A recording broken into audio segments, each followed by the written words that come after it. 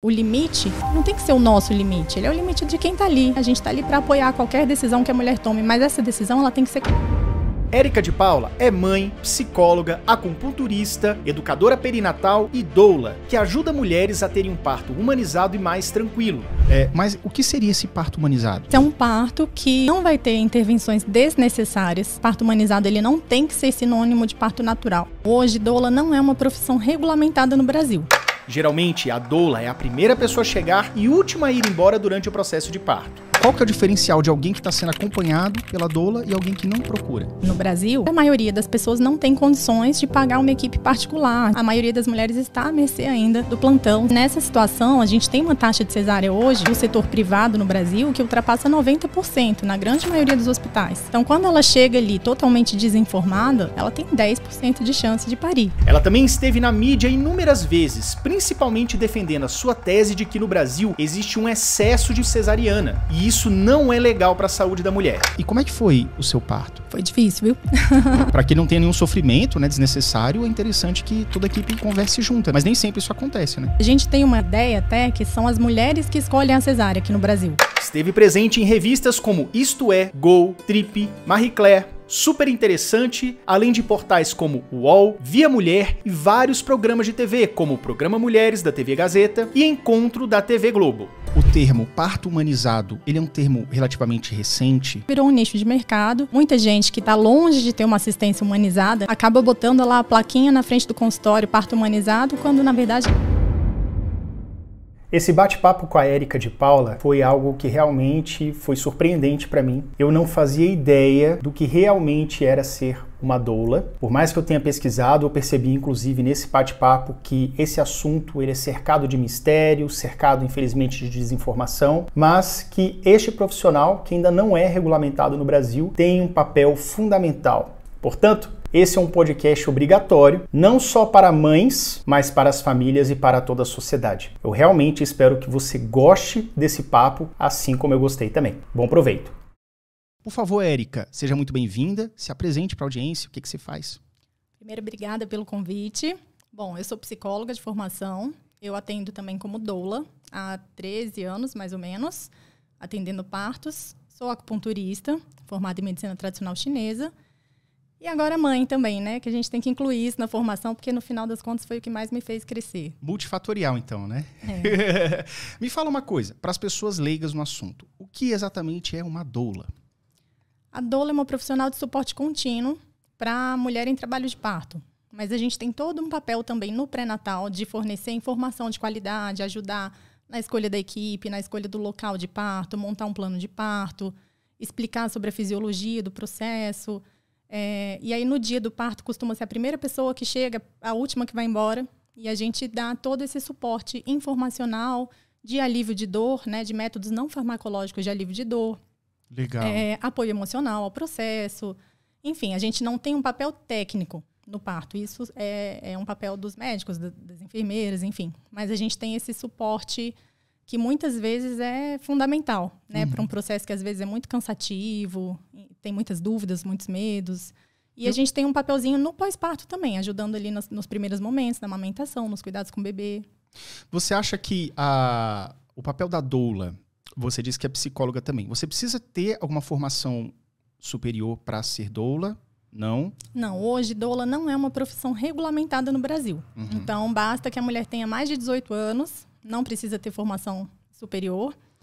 A maioria dos cursos restringe a formação para mulheres, mas tem alguns cursos que permitem homens, são raros ainda. Existem doulas homens. É doulos ou é doulas homens? Como é isso? É até difícil. É até difícil, né? Porque acho que 99,9% são mulheres. Entendi. Mas aí, as principais dúvidas ou medos que as mulheres têm, quais que seriam, assim? Porque eu vejo que você é a primeira a chegar, a última a sair, provavelmente para dar aquele suporte emocional também, né? Isso. Também. É porque a gente pega a mulher mais numa fase inicial até, quando ela nem sabe direito se ela está ou não está em trabalho de parto, ela está em dúvida sobre o que ela está sentindo, ela está com medo. Então a gente começa esse suporte muitas vezes até por telefone, por WhatsApp, e aí quando a gente vê mesmo que não é um alarme falso, a gente vai ao encontro dessa mulher e depois vamos juntos, né, para a maternidade, quando o parto é hospitalar, enfim. Entendi. E com relação ao fato da da contratação da doula, né? Muitas vezes as pessoas não sabem nem que existe a doula, faz ali, às vezes, acompanhamento com o médico, enfim, vai fazendo o pré-natal, digamos assim, mas não se preocupa com a profissional. Você acha que é fundamental? Você acha que... qual que é o diferencial de alguém que está sendo acompanhado pela doula e alguém que não procura? Bom, o que acontece? Hoje a gente tem um modelo no Brasil onde a maioria das pessoas não tem condições de pagar uma equipe particular, de confiança, né, humanizada. Então, a maioria das mulheres está à mercê ainda do plantão, seja do SUS, seja até do plano de saúde. E nessa situação, a gente tem uma taxa de cesárea hoje do setor privado no Brasil que ultrapassa 90% na grande maioria dos hospitais. Então, quando ela chega ali totalmente desinformada, ela tem 10% de chance de parir, né? Então, a doula, no caso, seria uma peça muito importante para evitar uma internação precoce, para dar orientação, para dar informação, para ajudar ela a montar um plano de parto, a saber os direitos que ela tem. Caraca, então acompanha desde o comecinho com dicas que acho que às vezes o médico não passa, né? Não passa. A grande maioria não passa porque nem tem interesse, ou porque a consulta é muito rápida. A consulta hoje de plano de saúde dura 15 minutos, 20 minutos. Nossa, mal dá tempo de você aferir... meia hora. Não, 15, tá não. bom. Não, lógico que não tá bom, né? Mas mal dá tempo de você aferir a pressão, medir a barriga ali, muito menos ficar explicando muita coisa e etc. Né? Então, a gente acaba suprindo muito esse papel. E mesmo numa equipe humanizada, né, que a gente usa muito hoje esse termo do parto humanizado, depois eu posso explicar melhor o que é, ainda assim a presença da doula é muito importante. Tanto que eu, como doula, só atendo com a equipe humanizada. Porque eu sei que é quando eu consigo atuar da maneira mais plena possível, né? Sem ninguém ali me olhando de cara feia, sem ter embate, sem a gente ter que ficar brigando, porque não é nosso papel. Então você monta essa sua equipe, então você gosta de trabalhar com essas pessoas. Como é que é feito isso, essa dinâmica? Quem monta a equipe, na verdade, é a gestante, né? Assim, mas eu tenho a opção de, como profissional, falar, olha, com essa equipe eu não atendo, porque eu sei que o meu trabalho não vai fluir ali, né? Eu sei que a chance de ter um parto com muita intervenção ou uma cesariana desnecessária é muito grande. Porque na hora do parto a gente não pode entrar nesse embate. Eu não posso falar, olha, isso não tá certo ali, né? O trabalho do parto, na verdade, vocês têm que ter uma sinergia, né? Infelizmente, porque a mãe ali tá... Até o feto também, o bebê, para que não tenha nenhum sofrimento, né, desnecessário, é interessante que toda a equipe converse junta, né? Mas nem sempre isso acontece, né? Quase nunca isso acontece. Ah, é? Né? Mas assim, a grande maioria das doulas atende com todas as equipes, claro. Isso é uma opção minha hoje, no ponto que eu estou, depois de muitos anos. Entendi. Mas... Você acha que o termo parto humanizado, ele é um termo relativamente recente? Isso, porque assim, por exemplo, eu nasci em 83 e na época a minha mãe falava que assim, naquele dia só teve parto cesariano. Eu vim de cesariana, né? Mas hoje em dia fala-se muito sobre isso. Eu vejo chegando até mim muita informação sobre isso, parto humanizado e tudo. Você acha que é uma tendência atual isso? E por que isso está acontecendo? Esse termo hoje, quem já está há muitos anos no movimento, já está até pegando um pouco de ranço do termo, porque ele está sendo muito mal utilizado, na verdade, né? Virou um nicho de mercado. Muita gente que está longe de ter uma assistência humanizada, né, dentro dos critérios que a gente estabelece de humanização, acaba botando lá a plaquinha na frente do consultório, parto humanizado, quando na verdade não é nada disso. Então, assim, muita gente se apropriou do termo, aproveitando que esse tema está sendo mais debatido, e acabou distorcendo, né, o que seria realmente um parto humanizado. Mas é um termo relativamente recente. A gente hoje acaba falando parto humanizado porque as pessoas acabam entendendo também um pouco do que se trata, mas o certo seria mais uma assistência ao nascimento respeitosa, baseada em evidência científica, porque é um fator muito importante para a gente falar de assistência humanizada, é um tripé, né? Então, assim, primeiro a assistência tem que ser baseada nas melhores evidências científicas disponíveis. Então, não é só um papo de alternativa, um papo de gente hippie que está querendo parir na banheira, e não é por aí. Rola esse preconceito, tudo tem né? evidência científica, tudo. Inclusive parto domiciliar, por exemplo, que é um grande tabu, tem evidência científica. E é uma assistência multidisciplinar, né? E respeita o protagonismo da mulher. Então, assim, é um tripé, na verdade. E é uma forma de encarar aquele momento não só como um ato médico, como um processo puramente fisiológico, né? Um processo que também é emocional, familiar, espiritual, né? Vai muito além. Então, o parto humanizado, pelo que você estava explicando aqui, ele realmente tem a parte de acompanhar, de fazer respeitando, né, os limites da mulher, a mulher como sendo a protagonista, né, a gestante ali, a mãe, Mas na definição, então, em poucas palavras, o que seria esse parto humanizado? Na sua definição, assim, mais específica. Isso é um parto que não vai ter intervenções desnecessárias, o que não significa que não vai ter nenhuma intervenção, porque o parto humanizado ele não tem que ser sinônimo de parto natural. É claro que a gente está sempre buscando que a experiência seja o mais fisiológica e natural possível, mas, eventualmente, algumas intervenções podem ser necessárias. Mas a gente tem que saber que, se elas aconteceram, elas realmente eram necessárias. E não porque o médico estava com pressa, porque ele tem que atender no consultório daqui a pouco, ou porque ele tem uma viagem marcada e aí ele preferiu antecipar aquele nascimento.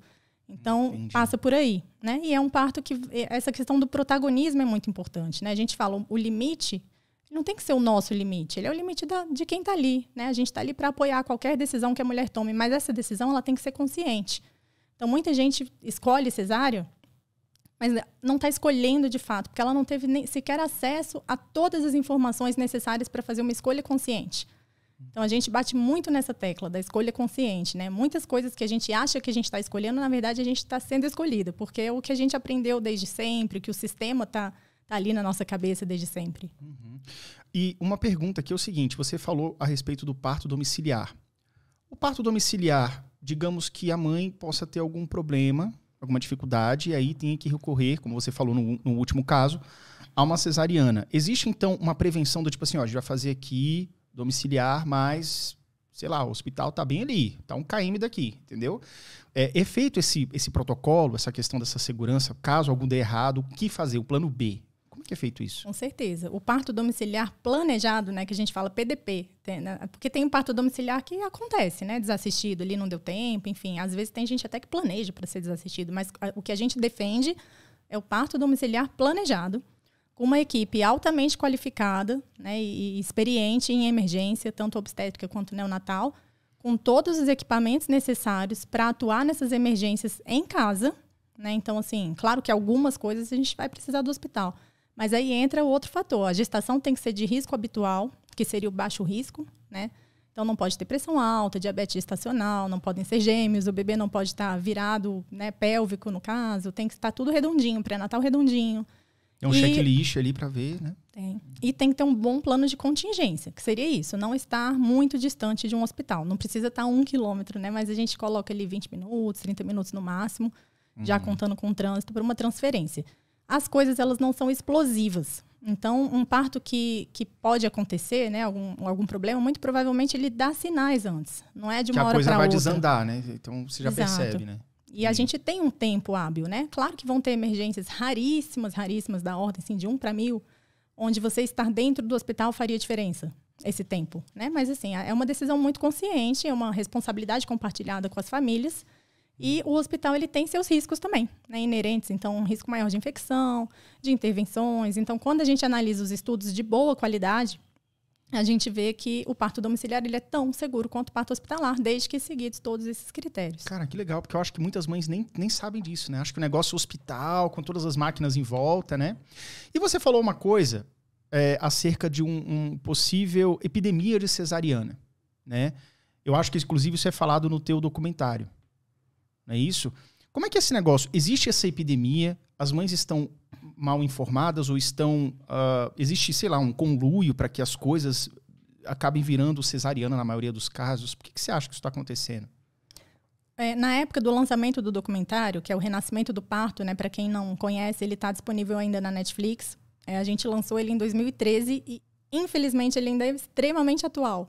E, inclusive, os números que a gente colocou lá de taxa de cesárea, etc., desde então, aumentou, na verdade. Qual é essa taxa, atualmente? Eu não sei a taxa atual, porque eles não divulgam anualmente, né? Mas mais recente que você lembra? Ela está acima de 50%. O que não é ideal. Né? Isso já contando com o SUS, né? Onde eles priorizam o parto normal. Mas quando a gente fala do setor privado, ela está acima de 80%, 90%. Tem hospital que chega até quase 100% de cesárea, né? Nossa. Então, nessa bolha que a gente vive aqui, às vezes de classe média e tudo mais, é quase 100%. Então, muito acima da taxa recomendada pela OMS, que é até 15%. Nossa! Que acima de 15%, todos os países que têm uma taxa de cesárea abaixo de 15%, aumenta a mortalidade. E todos que têm uma taxa acima de 15%, aumenta a mortalidade também. Então, eles estabeleceram uma taxa ideal como até 15%. Ah, entendi. É porque, imagino assim, para as mães escolherem a cesárea, devem ter, por exemplo, às vezes, no início da gravidez, ela imagina assim, não, beleza, vai ser parto normal. Aí existe, de repente, alguma coisa que ela escuta que ela vai mudando de ideia ao longo do tempo? Como é que é feito isso? Exatamente. A gente tem uma ideia até que são as mulheres que escolhem a cesárea aqui no Brasil. E não é bem assim. A gente tem pesquisa mostrando que a grande maioria das mulheres, ao engravidar, no início do pré-natal, elas falam que querem parto normal. E elas vão mudando de ideia. E muito disso vem pela cultura mesmo. Então, muitas vezes você fala que você quer parto normal e a sua família te desencoraja, sua mãe, suas amigas. Aí você vê na novela aquele parto horroroso, cheio de violência obstétrica. Aí o próprio médico no pré-natal já vai ele plantando a sementinha da dúvida, do medo, porque o bebê está grande, porque não sei o quê, tem uma circular de cordão, e já começa ali a te botar plantar aquela medinho, sementinha. Né? E aí no fim você acaba pensando, não preciso estar à mercê disso, sabe? E as pessoas acabam tendo muito medo, não é do parto, é da violência obstétrica. E elas muitas vezes nem sabem que isso existe. Mas quando a gente pega os relatos, meu parto foi horrível. Aí você fala, tá, como que foi seu parto? Ela não vai falar nada do parto. Ela provavelmente vai relatar intervenções que ela sofreu, que eram violentas, que eram desnecessárias, que ela foi obrigada a ficar de jejum, que ela foi amarrada, que ela não podia ter o acompanhante, que ela ficou deitada, que ela teve episiotomia, que é aquele corte no períneo, que empurraram a barriga dela. É isso que ela vai falar. Dificilmente ela vai falar que o parto foi horrível, se ele foi respeitoso, se ele foi fisiológico. Mas não existe uma possibilidade de, tipo... Vamos lá. Eu já ouvi falar de um parto, de uma pessoa próxima, que literalmente me falaram assim, teve um momento que o médico subiu na minha barriga. Do tipo assim, não vai sair, eu vou ter que, sei lá, expulsar aqui na força do peso, entendeu? Cara, será que ele fez isso assim... sem necessidade, ou realmente era necessário, senão poderia ter um óbito ali, alguma coisa mais grave? Você acha que essas violências que acontecem, elas são evitáveis, ou na hora que aconteceu é porque precisava acontecer? É claro que aquela coisa, por exemplo, a cada, sei lá, 100 partos normais tranquilos, tem um com violência e aquele um se destaca, né? Todo mundo começa a olhar aquele ali como se todos fossem assim. Então isso faz parte da desinformação, não é? A gente tem que diferenciar a intervenção de violência, né? Como eu falei, muitas vezes um parto humanizado, ele pode ter intervenção, como o meu, por exemplo, teve, mas foram intervenções necessárias.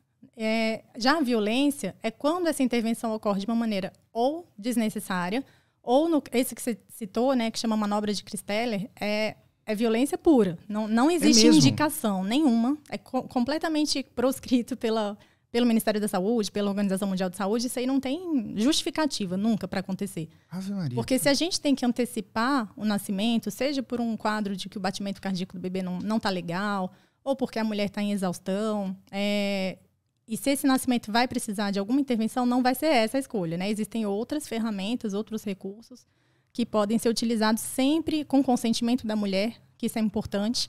Então, eu sempre falo, nada é tão explosivo que vai acontecer sem o seu sem ao menos a mulher ser comunicada, avisada, né, que tem esse consentimento, porque assim, você quer que faça essa intervenção ou você quer partir para uma cesárea? A mulher pode ter voz também nesse processo. Porque parece que é tipo assim, a mulher ali naquelas horas ali, ela fica meio que, o médico faz o que quer, a enfermeira faz o que quer, em nome da segurança do parto, ignora completamente a mulher. Nesses casos horrorosos que a gente ouve por aí, né, não são todos, obviamente. E aí isso é absolutamente traumático para criança, às vezes para o bebê. E nós tivemos uma convidada aqui, que veio aqui ao podcast, ela falou que hoje ela tem uma deformidade no seu ombro, porque o médico puxou o bracinho na hora do parto e deslocou, e aí o bebê era pequeno, sei lá, rompeu alguma coisa ali e ficou uma sequelinha ali, entendeu?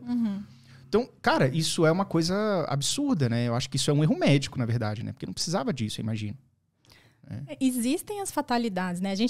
Existe a estatística. Eu falo muito isso hoje com as gestantes que eu acompanho, né? Eu espero que elas nunca sejam essa estatística, mas a gente tem que avisar que algumas intervenções, algumas emergências podem acontecer, independente se é um parto normal ou uma cesariana, e que pode ser da ordem de 1 para 100 ou de 1 para 1000, que seja, mas elas estão sempre... A gente trabalha muito isso na educação perinatal, né?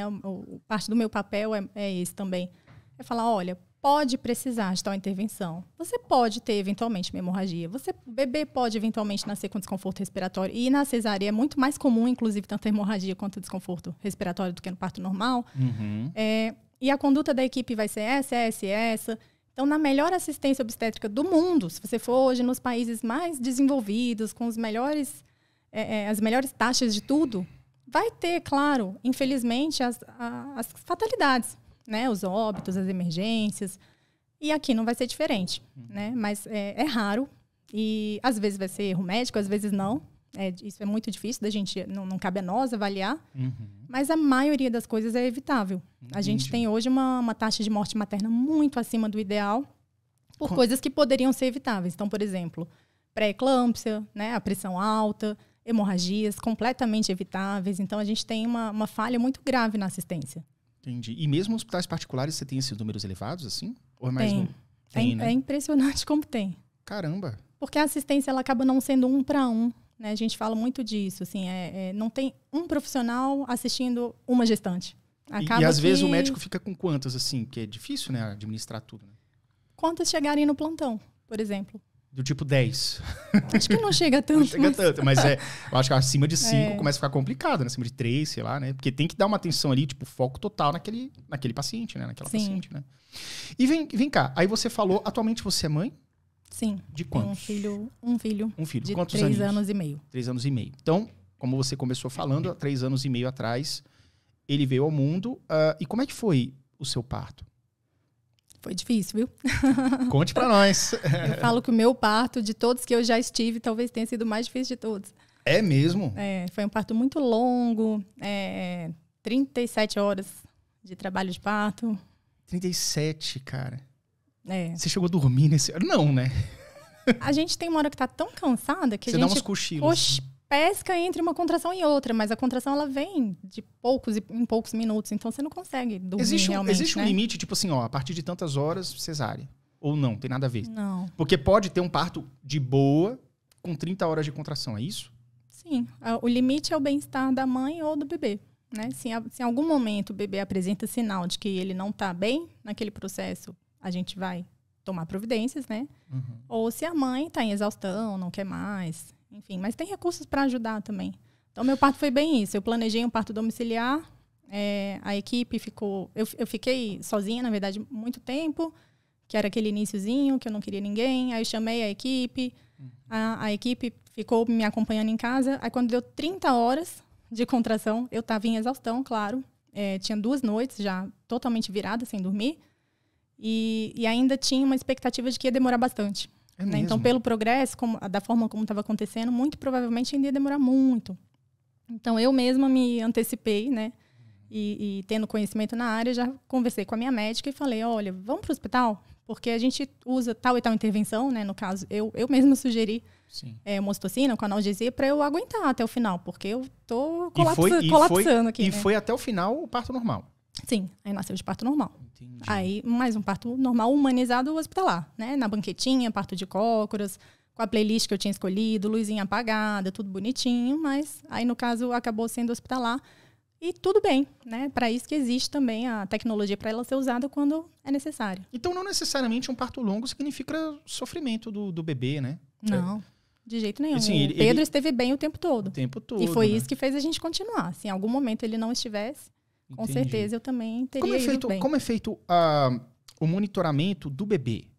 Porque o da mãe deve ser ali monitorando a pressão, o batimento cardíaco, enfim. Mas e como é que a gente sabe que o bebê tá beleza ali com aquela situação? Com um aparelhinho de sonar. Né? Então, hoje a orientação é fazer uma ausculta intermitente, que é o aparelhinho de sonar mesmo. Você bota ali na barriga da mãe, escuta o batimento cardíaco do bebê, avalia na contração, fora da contração. E aí os profissionais têm os parâmetros ali, né? Para ver se tá tudo bem. Tem um padrão ali para seguir, né? Então, se estiver tudo bem, continua, né? Isso. Entendi. Legal. E vamos lá, voltando à questão do seu documentário que tá na Netflix, que, como você disse, né, infelizmente ainda tá bastante atual, né? Ou seja, os números não mudaram muito. De onde veio essa sua ideia de fazer esse documentário? Como é que foi esse processo? Bom, na época eu estava começando a atuar como doula. Eu acompanhava vários partos já como acupunturista, que eu trabalhava muito com esse nicho de mercado, de gestante, de parto. Então, muita gente me convidava, fazia vínculo comigo, né, no consultório, e me convidava para estar no parto, como acupunturista. Aí comecei a fazer curso de doula, de educação perinatal, e o mundo foi se abrindo, assim, né? Eu falei, caramba, como é que as pessoas não sabem disso? E as pacientes que eu tinha de acupuntura, quase todas indo para cesárea, e com muita desinformação, e aí deu aquele bug, assim, eu preciso disseminar isso de alguma maneira, né? E eu sempre fui uma pessoa muito inconformada, eu acho. Sempre tive essa coisa de querer mudar o mundo.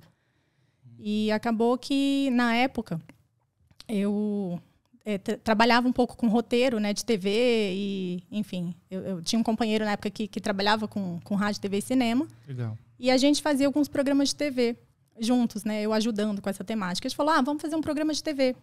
E aí, quando eu fui fazer o roteiro, eu falei, impossível. Isso não vai caber num programa, né, de 20 minutos, de meia hora. E aí, então, a sua ideia era fazer um programa sobre o tema. É. Entendi. E aí foi crescendo, eu já estava imersa nesse universo, já conhecia os bambambãs assim, da área, inclusive internacionais, estava fazendo um curso até com um dos maiores obstetras do mundo, assim, no Rio de Janeiro, na época. E aí daí foi crescendo, a gente foi agregando parceiros, né, no projeto, e a gente sem dinheiro no bolso nenhum, né, fazendo ali no improviso, mas com materiais de boa qualidade, tanto que depois foi para vários... Foi estudos científicos? Vocês, como é que foram as filmagens? Como é que foi o enredo do negócio, do documentário? Eu peguei tudo que eu estava estudando na época, então tudo que tinha de todos os livros, de todos os cursos que eu estava fazendo, porque depois a gente vai falar sobre isso, né? Porque eu estava claramente hiperfocada naquele tema. Vamos falar sobre isso. Então eu fiz todos os cursos que existiam do mundo, todos os livros, importei todos os livros em todas as línguas e estava assim, aí eu falei, pronto. Aí a partir dali eu tirei o que eu achava que era mais relevante, convidei as pessoas, os autores dos livros e etc. Eu dei a fala para ele certinho, eu quero que você fale isso aqui que está nessa página do seu livro. Olha só! e fiz, e bolei certo, ali, né, o roteiro, fiz a edição, etc. E acabou ficando bem melhor, bem maior até do que a gente esperava. Então o objetivo era trazer luz mesmo, conhecimento para essas mulheres, para elas entenderem a importância de entender as opções que ela tem do parto e também a importância do parto humanizado, do parto normal, né, natural, na maioria dos casos, né? Isso. O parto cesariano. Porque você falou, tem problema de infecção, tem problema de infecção hospitalar. Tem um negócio também que assim, eu acho muito esquisito. Do pouquíssimo que eu conheço sobre parto cesariana, é tipo um agulhão daqueles de temperar frango que mete na coluna da mãe. Acontece isso mesmo? Aquela anestesia lá? Como é que é isso, assim? Acontece, mas é anestesia, não tem pra onde correr. Como, inclusive, né? No parto normal com analgesia também vai ser utilizada essa agulha. Mas esse é o menor dos problemas ali na hora, é o que a pessoa menos vai reclamar. Talvez a agulha da anestesia não é uma questão. Mas acaba que foi criada uma linha de produção em torno do nascimento, né? Então, aquele momento que é o único na vida da mulher, é o momento mais especial da vida dela, para quem está lá, é só mais um. Então, para o médico, para o anestesista, para a equipe de enfermagem, só mais um. Está acontecendo vários nas salas do lado, entendeu? Então, é uma linha de produção, eles só querem resolver aquilo ali. E isso transparece muito ali para a gestante, né? E a gente mostrou bastante isso no documentário. O que é violência obstétrica? Por que o sistema obstétrico brasileiro, da maneira como ele está construído hoje, acaba levando as mulheres para esse excesso de cesariana? O que é mito, o que não é? Então, é bastante elucidativo, assim, né? O tema, e na época, provocou uma revolução grande mesmo, assim. Hoje a gente tem, embora as taxas estejam aumentando de cesárea, porque a população também está aumentando, enfim, mas a velocidade de crescimento, que a gente crescia 2% ao ano, a taxa de cesárea, ela diminuiu. Então, está crescendo mais devagar. E a gente tem uma quantidade muito maior de mulheres bem informadas e de muito mais equipe. Então, eu recebi, na época do lançamento do filme, muitos depoimentos de médicos, tanto obstetras, estudantes de medicina, obstetra já formada há 10 anos, pediatra, que mudou a carreira deles depois do filme. Porque eles entenderam que aquilo que eles estavam fazendo era uma violência. Caraca, e muitas vezes eles não fazem de propósito, é porque eles foram ensinados assim. E para eles, assim, além do fato de serem homens, né, que não tá ali no corpo da mulher, não sabe como é que é o negócio, além do fato também deles lidarem com vários partos por dia, ou seja, fica uma coisa meio que banalizada, eles não estão entendendo que realmente é um momento extremamente importante para a mãe e que tem que ter um cuidado, né? Não pode ter a violência, foi necessário. Necessário caramba, né? Muitas vezes tem um abuso ali, um abuso no sentido de foi muito mais do que deveria, né? Foi muito mais violento do que poderia ser, né? E aí uma pergunta que eu te faço é o seguinte, será que tem muita mulher também que prefere a cesariana por questões estéticas ou questões mesmo, sei lá, para manter o relacionamento com o marido depois saudável, do tipo assim, poxa, eu tenho muito medo de, na hora de fazer o parto ali, normal, ter que fazer um corte lá ali no canal vaginal. tem que, depois então, algumas mulheres já me falaram isso, não sei se é verdade, do tipo assim, de repente tem um alargamento, perda de sensibilidade. Essas coisas existem, são mito? Qual que é o risco disso? Como é que é esse ponto aí? Vão existir as mulheres que vão, talvez, escolher a cesariana por isso, mas esses motivos, eles não são reais, né? Então, basta estudar um pouquinho para ver que isso é um mito completo. O que a gente tem, às vezes, é a própria intervenção, chamada episiotomia, que muitos médicos ainda fazem, que é o corte do períneo com bisturi e provoca uma laceração necessariamente de 3º grau, porque pega músculo. E aí isso pode causar futuramente inúmeros desconfortos, dores, a cicatrização muito mais difícil. E aí, com justificativa, elas podem reclamar desse pós. Agora, uma laceração espontânea, quando ela acontece, porque nem sempre acontece, às vezes tem que suturar, às vezes não, ela cicatriza muito melhor e em torno de 7 a 10 dias a gente pode dizer que a mulher vai ficar 100% de novo. Né? Então, a questão de alargamento, etc., isso não procede, isso não existe, né? Muito menos perda de sensibilidade, porque a gente tem, às vezes, até relatos contrários. Mesmo? Que você ganha muito mais consciência corporal depois do parto. E só fazendo um adendo do assunto que a gente estava falando antes, é importante, né, não demonizar a assistência médica. Eu, como dolo, né, tem médico que fala, eu não gosto de dolo porque elas são contra a gente. De jeito nenhum, assim. Eu sou muito amiga até de todos os médicos legais que eu acompanho o parto. E o trabalho deles é absolutamente fundamental. Agora, não é porque eles são os malvadões que eles estão querendo fazer mal para a gestante de propósito. Se eles estivessem assistindo o parto da sobrinha deles, da filha deles, da esposa deles, eles agiriam da mesma forma. É porque muitas vezes estão desatualizados, aprenderam daquela maneira, não sabem fazer diferente. Eles são muito especializados em alto risco, em intervenção. Então, um parto totalmente fisiológico que você só tem que ficar ali assistindo é muito agoniante, às vezes, para ele, porque é um profissional muito capacitado que não precisa fazer nada, na maioria das vezes.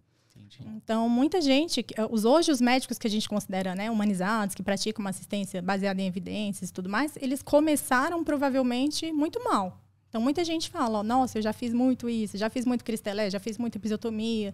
E desde que eu estudei um pouquinho mais, eu parei de fazer. Então, não é porque eles são malvados, né? É muita desinformação mesmo. Entendi. No caso, a desinformação é que estraga tudo, né? Porque, por exemplo, uma dúvida que eu fiquei, que pode ser das mães também, essa questão do corte com bisturi. Ele é realmente necessário ou tem um... Eu já ouvi falar que não se pratica mais isso, ou realmente faz mesmo essa laceração? Existe alguma situação que é realmente necessária ou já é só violência mesmo, gratuita e não há necessidade? É um tema meio polêmico. Hoje em dia, quando a gente vê a Organização Mundial de Saúde, ela fala que em até 10% dos partos poderia ser aceitável fazer o corte, que seria uma situação, por exemplo, que o bebê está ali com batimento cardíaco ruim, aí você quer antecipar o nascimento, ele já está na portinha ali, e aí você quer aumentar ali o diâmetro do períneo para ele sair mais rápido. Mas os estudos mais recentes, que ainda nem estão nas revisões bibliográficas, porque são bem recentes mesmo, inclusive de brasileiros. A gente tem a doutora Melanie Amorim aqui, que é uma grande pesquisadora obstetra brasileira, que publica muito sobre esse assunto, já falam em episiotomia 0. E que não faz diferença para esse tipo de desfecho você fazer ou não fazer episiotomia. Então, hoje, quando a gente fala de assistência humanizada, a gente espera que o médico não faça nunca. Mas a nossa taxa ainda é bem alta. Entendi. E com relação à acupuntura, que é algo também que você faz, como é que foi que entrou a acupuntura na sua vida e como você utiliza ela hoje em dia? Bom, a acupuntura, eu comprei meu primeiro livro de medicina chinesa, eu tinha 11 anos de idade. Já na curiosidade, né? Já foi ali. Você sempre foi estudiosa, assim, gostou de... Muito. Legal. Sempre. E eu lembro que meu pai me deu de aniversário um dinheiro para eu fazer o que eu quisesse. E tinha um sebinho de livros usados na quadra onde eu morava. Aí eu fui lá nesse sebinho e torrei o dinheiro de aniversário só comprando livros. Os livros mais exóticos que você imaginar. Desde livros sobre alienígena, a alimentação natural, a acupuntura, enfim, os temas que eu gostava na época. Legal. E a espiritualidade. E aí comecei a estudar acupuntura muito nova, assim, né? Com 11 anos eu já demonstrava interesse. Com 16 eu tinha decidido que eu ia fazer uma faculdade de terapias alternativas e tal, que só existia em Florianópolis na época. E o meu pai não queria que eu fosse, né? Era muito nova, me mudar para outra cidade. Enfim. Quantos anos nessa época? 16. Muito nova. E eu era adiantada na escola. Adiantada, né?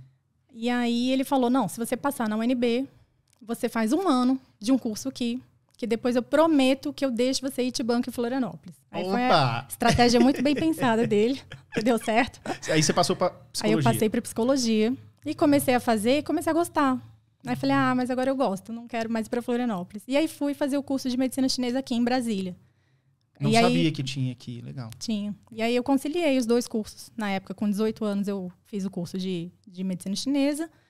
Com 21 me formei e já comecei a dar aula em todas as escolas que tinha em Brasília na época. Então foram 18, 19, foram 4 anos de curso de medicina chinesa. 3 anos. 3 anos. Então você fez, em paralelo com a psicologia, também a medicina chinesa. Isso.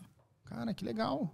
E aí, você já foi dando aula, assim? Como é que é esse negócio? Porque, assim, eu não acredito que seja um curso superior, mas é tipo, é uma graduação. Como é que é isso? Pra você se formar mesmo na medicina chinesa? Tem alguma regulamentação? Acho que não, né? Não, então, a acupuntura também não é regulamentada. Então, a gente tem cursos livres, tem curso técnico e tem curso que é pós-graduação para profissional de saúde. E tem até residência médica. Todos eles podem exercer.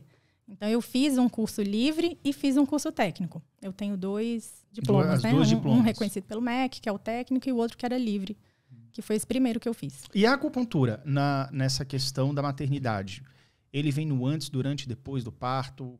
Como é que é o trabalho nessa questão? Hoje eu trabalho muito com acupuntura para fertilidade. Então, eu tenho talvez 70%, 80% do meu público é esse nicho de quem ainda está tentando engravidar. Porque a gente tem muitos benefícios ali, né? Seja para quem tem um diagnóstico, às vezes de ovário policístico, endometriose, alguma questão assim. E a acupuntura ajuda? Ajuda. Caramba. A infertilidade masculina também ajuda. E aí todas as queixas da gestação, porque a gestante ela já tem uma limitação de uso de medicamento, né? Então, se ela está, às vezes, com uma dor muscular, uma enxaqueca, uma gripe, muitas vezes ela nem tem o que tomar, assim. Não pode tomar anti-inflamatório, por exemplo. Então, a acupuntura acaba sendo uma aliada muito boa para as queixas. E é indicado, né? Os próprios médicos, eles indicam também a acupuntura como algo, tipo, não pode medicamento, porque a gestante tem essas limitações, mas, faz a acupuntura ali que vai te ajudar, né? A acupuntura também tem a ver com aqueles... Acho que semente de mostarda que você coloca nos pontos... Ou é só a auriculoterapia. A auriculoterapia. Faz parte, é mais recente essa técnica, mas a gente usa, eu no caso uso uns cristalzinhos até para substituir a semente, mas é alguma coisinha que possa estar estimulando os pontos o tempo todo, né? Ah, legal, legal. E no pós-parto, tem alguma coisa assim também, alguma indicação? Durante a gestação e no pós? Porque antes é o que o pessoal procura mais para a questão da fertilidade, mas e algumas questões com relação, sei lá, a recuperação de um parto, isso também é aconselhável? É muito bom para inchaço, retenção de líquido, tanto no finalzinho da gestação quanto no pós-parto, que é bem comum acontecer. Auxiliar na produção de leite, na ejeção até do leite, porque a acupuntura tem um efeito legal sobre a produção de ocitocina.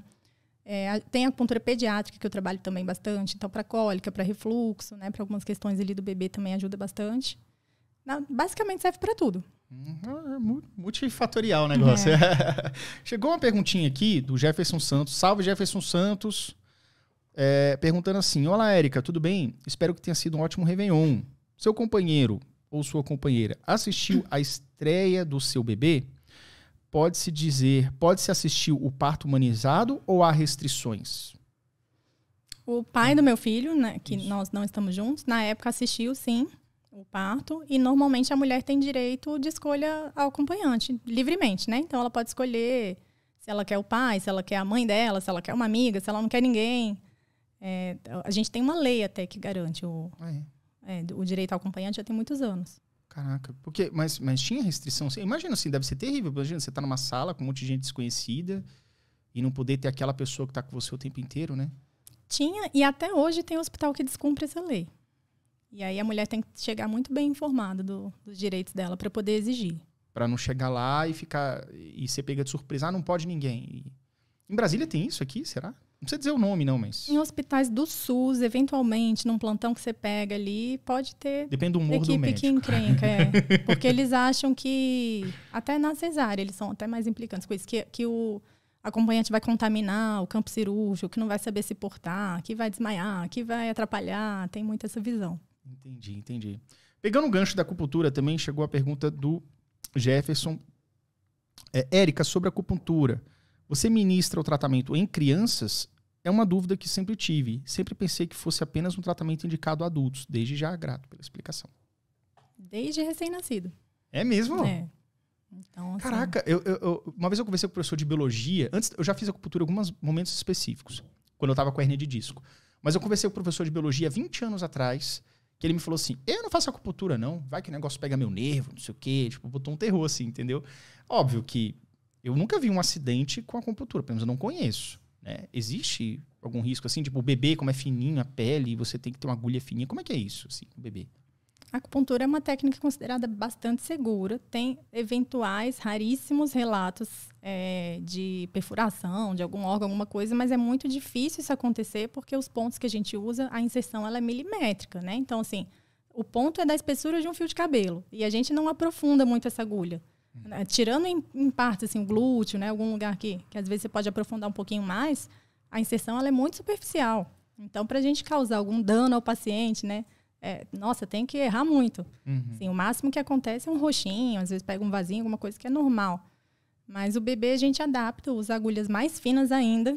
Então, agulhinhas bem pequenininhas. Ou, às vezes, tem muita gente que trabalha com laser. Tem acupuntura com laser, tem essas sementinhas que você falou. Mas eu gosto, a agulha eu acho mais eficiente, eu acabo usando. Entendi. E eles nem sentem. Você vê o tanto que a gente é condicionado a ter medo de agulha. Porque os pequenininhos não sentem, não choram, não reagem. E vai ficando mais velho, vai começando a ter mais medo. Né? E para que é indicado para os bebês, assim? Qual tipo de sintoma que você acha bacana aplicar acupuntura em bebês? Bebê que às vezes tem muita cólica, refluxo, problema respiratório, tá gripadinho ali, nariz obstruído, alergias. É igual adulto, praticamente tudo. Ou seja, é o sintoma do adulto. Se o bebê tá também, pode ser indicado. E sempre lembrando que é um tratamento complementar, né? Nossa intenção nunca é substituir o tratamento médico, é só complementar ali também. Entendi. E teve uma vez que eu vi uma postagem sua que você falou sobre obstetrícia. E aí uma pergunta que eu acho que é comum. Como que uma mãe, principalmente a mãe de primeira viagem, vamos dizer assim, do primeiro filho, como que ela pode escolher um bom obstetra, assim? Tem alguma dica sobre isso? Se ela puder pagar, né, por uma equipe, ela vai estar no melhor dos mundos. Porque ela vai ter a opção ali de fazer questionamentos e ver a devolutiva ali do médico para ver se está se enquadrando nas expectativas que ela tem. Embora, às vezes, na teoria seja uma coisa e na prática seja outra. Mas é muito bom você ver relatos de parto, entrar nos grupos de mães, ler bastante relato, falar com as doulas, né? As doulas sempre sabem. As doulas sabem, né? O caminho das pedras. Entendi. Os grupos também, né? Porque, de repente, tem mães lá que já tá no segundo filho, terceiro. Também tem dica boa pra dar, assim, né? É bom você dar ouvido pra todo mundo, né? Aliás, aí eu te pergunto, é bom dar ouvido pra todo mundo ou qual que é a melhor fonte de informação que a mãe pode ter? Você tem que acabar escolhendo ali algumas referências de informação, porque senão a gente fica doido, na verdade, né? Porque cada um fala uma coisa, então muitas vezes eu falo, escolhe qualquer assunto, isso vale para qualquer coisa. Escolhe ali umas 2, 3 pessoas que você confia, que você vê que tem um trabalho sério e segue, senão você vai enlouquecer, né? Mas perguntar às vezes, até na sala de espera do médico, você vai ver as mulheres que estão chegando, né? Como é que foi o parto, se foi cesárea, se foi normal. Conversar com a secretária, ver se esse médico desmarca muitas vezes porque está em parto ou não. Se ele for sempre pontual, você já pode ficar meio preocupada. Não pode, né? Que o lance, ele está ocupado porque ele é requisitado nesse ponto, né?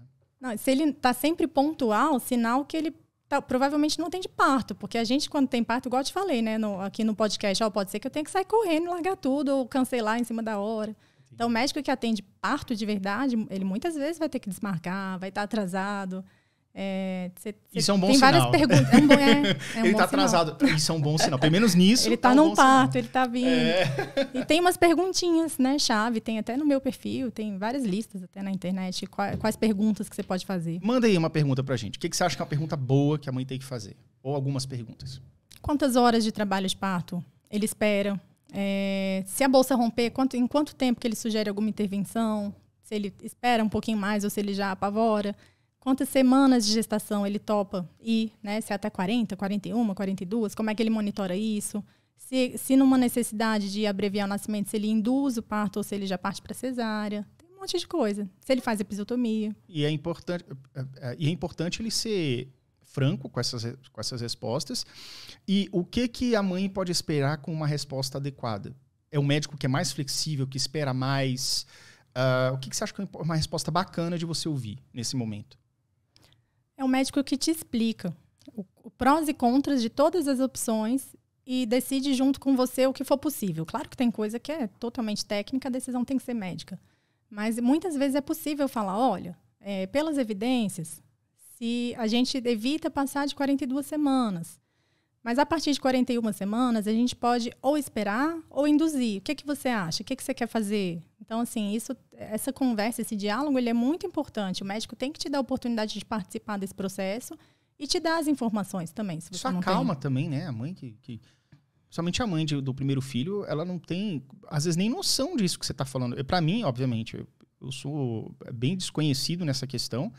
Estou achando informações valiosíssimas, mas muitas mães também chegam com pouca informação, né? Então, você explicando, dando detalhe, dando as minúcias, isso dá uma confiança também, né? Isso diminui a ansiedade da mãe, né? Com certeza. E aí a importância de um pré-natal bem feito, que o médico tenha a oportunidade de explicar tudo isso, ou então de você contratar uma profissional para complementar isso, né? Que faz muito parte do papel da doula.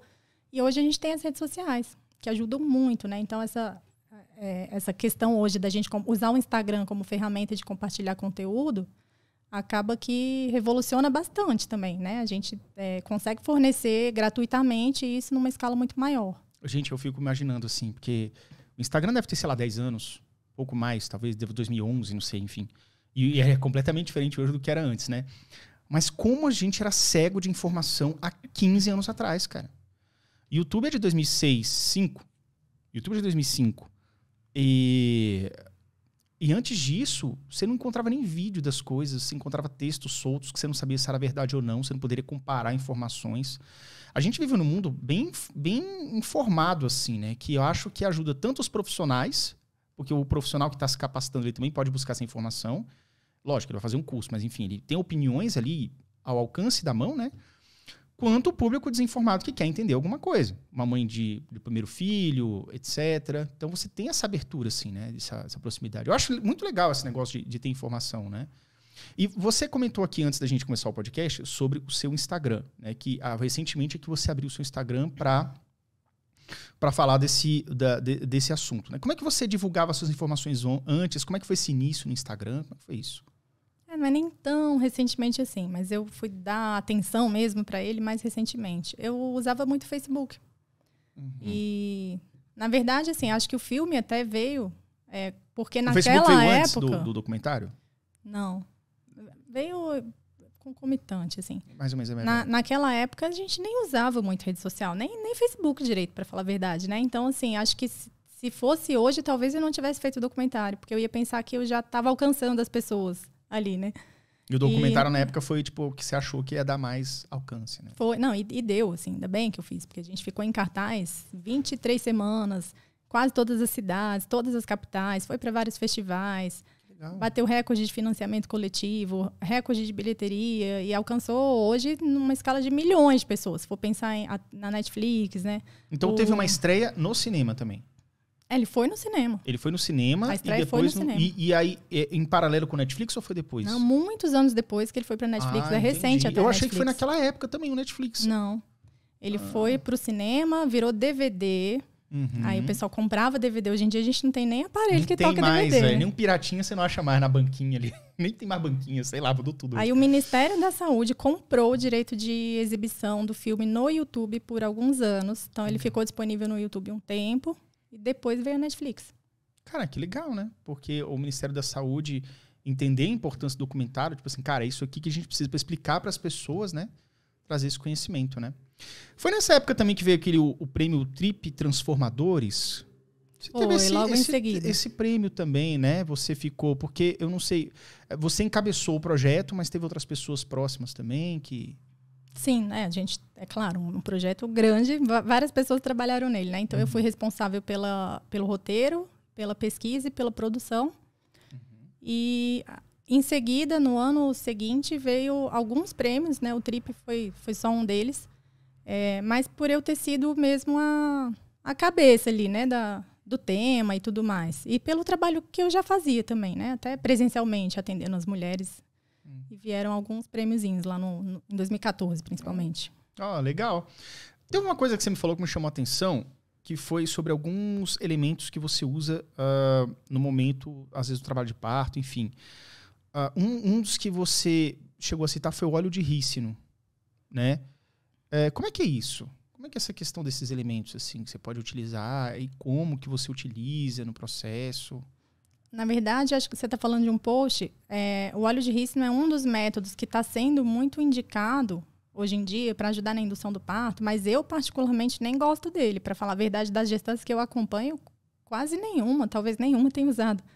Porque eu tenho a sorte de ter... Mas ele é divulgado? Ele é muito divulgado. Então, na verdade, é um fake esse negócio. Não é um fake, não, ele funciona. Mas ele tem... Muitas vezes as mulheres elas estão muito apressadas para o bebê nascer. Né? Então, assim, ela tá ali com 38, 39 semanas, ela sabe que já pode nascer, ela já quer que nasça.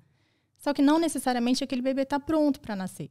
Então, por mais que ele esteja num peso adequado, numa idade gestacional considerado, né, a termo, etc., às vezes aquele bebê em específico não está pronto para nascer. É como os frutos de uma árvore, né? Não amadurecem todos ao mesmo tempo. Entendi.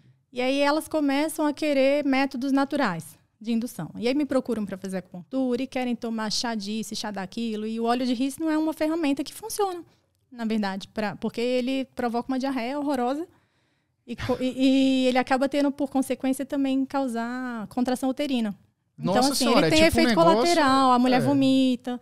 Então, a gente pensaria em utilizar em último recurso, assim, tá chegando ali no prazo final, já tentou de tudo, aí tenta o óleo de rícino. Mas eu não costumo usar não, na verdade. Mas ele tá bem disseminado até. Mas então deve ser um negócio bem das antigas que o pessoal usava, mas não caiu em Te falar desuso, que né? quando eu comecei a atuar como doula, ninguém nem falava nisso. Tem sido meio recente até essa indicação. Caramba. Eu acho até perigoso isso, não? Isso não pode dificultar o trabalho do parto? Porque ele faz a mãe passar mal. E a mãe não acho que é ideal que ela não passe mal no trabalho de parto, né? Enfim. Exato. Isso é Por isso que óbvio. a gente fala, ele pode até ser indicado pelo médico, né? Doula não indica medicamento, por mais natural que seja, numa situação para evitar uma intervenção maior. Mas normalmente não vai precisar dele. A gente tem que, na verdade, ter paciência para esperar o tempo do bebê. E falando sobre relacionamento, muitas pessoas têm dúvida acerca de libido pós-parto, pós-nascimento, questão também de depressão pós-parto. Eu não sei se tem a ver com uma coisa um pouquinho ligada à outra. Eu já ouvi relatos de pessoas próximas que, tipo, era um casal que se amava muito, tiveram um filho. Depois do filho, a mãe, né, a esposa, sei lá, abandonou o marido, não queria mais sexo, não queria mais... Tipo, girou uma chave, a ponto de, tipo, um ano depois, o marido não aguentava mais e pediu divórcio, acabou dissolvendo a relação. Existe esse risco, essa relação? Isso tem a ver com depressão pós-parto? Como é que funciona isso? Isso é multifatorial, na verdade, né? Então, quando a gente pensa em termos de fisiologia, a lactante, a puérpera, né? Os hormônios dela estão 100% voltados para a produção de leite. E os hormônios envolvidos na produção de leite, eles causam, inclusive, ressecamento vaginal. A natureza fez tudo muito perfeito, né? O foco da mulher naquele momento tem que ser a sobrevivência do bebê. E eles demandam 24 horas por dia.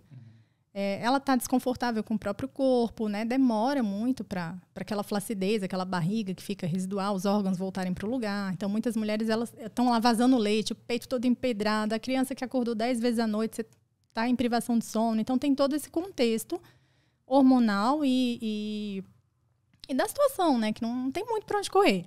Mas isso em poucos meses, em tese, era para passar. A gente tem, sim, a situação de depressão pós-parto, mas não é a maioria das mulheres, né? Mas a mulher que tem depressão pós-parto, claro que isso pode afetar a libido. Mas o que eu vejo acontecer, de verdade, é a mulher que está completamente sobrecarregada, que está em dupla jornada, né? Trabalhando fora, trabalhando em casa, cuidando do bebê, numa distribuição muito injusta de tarefas, com muita carga mental envolvida, porque a carga mental costuma ser nossa.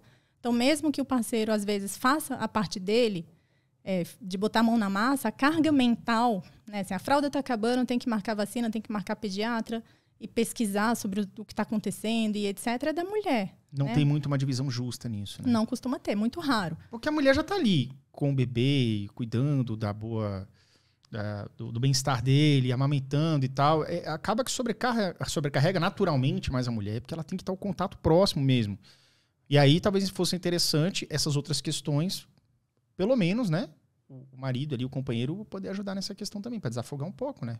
no mínimo. Exato. Então, assim, o que acontece muito é essa mulher estar completamente sobrecarregada e aí na hora que o bebê dormiu ali, ela dorme junto e se o marido vem falar em sexo, é a última coisa que ela tá pensando, né? Então, a gente até brinca que não tem nada mais excitante do que o homem lavando a louça, assim, numa hora dessas.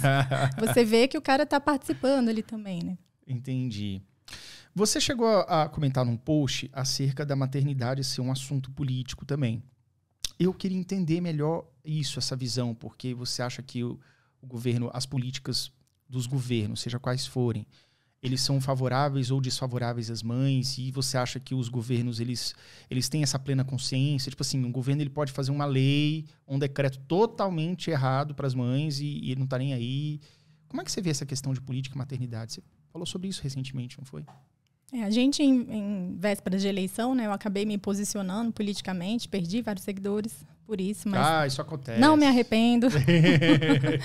Porque eu acho que a gente que tem um pouquinho mais de visibilidade, a gente tem uma obrigação moral, às vezes, de se posicionar sobre determinados assuntos. E falando especificamente da minha área, né, que é tanto mulher, mãe, criança, é muito nítido a diferença como um governo para outro vê essas questões, né? Então, hoje, os poucos avanços que a gente tem, a lei do acompanhante, a lei da doula. Aqui em Brasília tem uma lei da doula, que assegura que a gente possa entrar no hospital independente do acompanhante. A mulher não tem que escolher entre o acompanhante e a doula, por exemplo. Então é acompanhante mais doula? Isso. Então, várias cidades têm, vários municípios têm essa lei. Não é nacional ainda. Mas projetos de lei contra a violência obstétrica, recomendações, né, dos órgãos de saúde, etc., a respeito de intervenção de cesariana, isso muda muito de um governo para outro. A gente tem licença maternidade de 6 meses, a gente tem uma série de direitos garantidos. Recente, não é a licença maternidade de 6 meses? Não, um negócio relativamente... Que antes era 4, né? Não, ainda é 4 para as empresas privadas, né? Mas normalmente quando você é funcionário público e tal, é 6. E aí tem umas... Enfim, tem.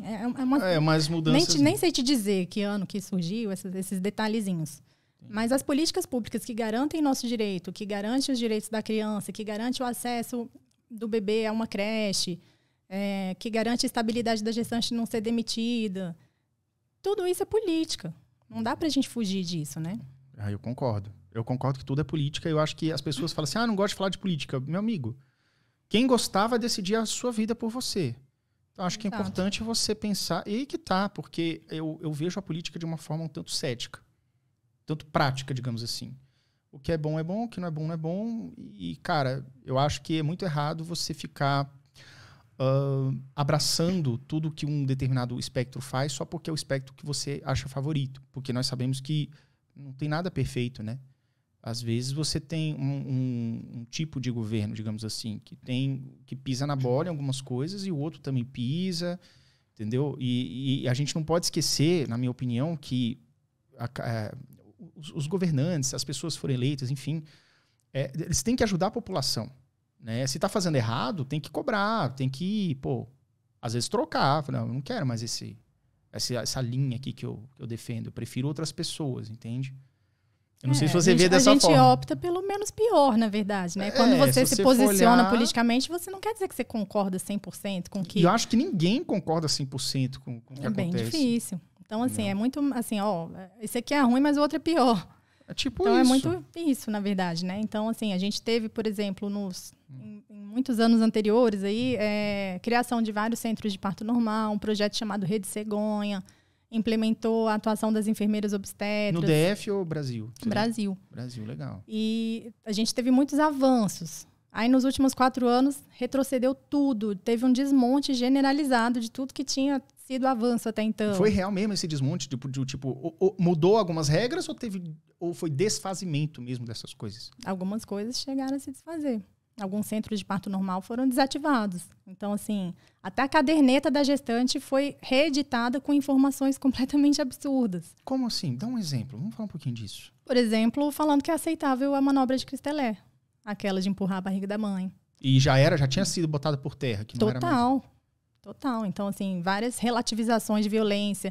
O termo violência obstétrica foi meio que proibido. Nos últimos anos, houve essa movimentação, que não pode falar violência obstétrica, que isso não existe. Então, enfim.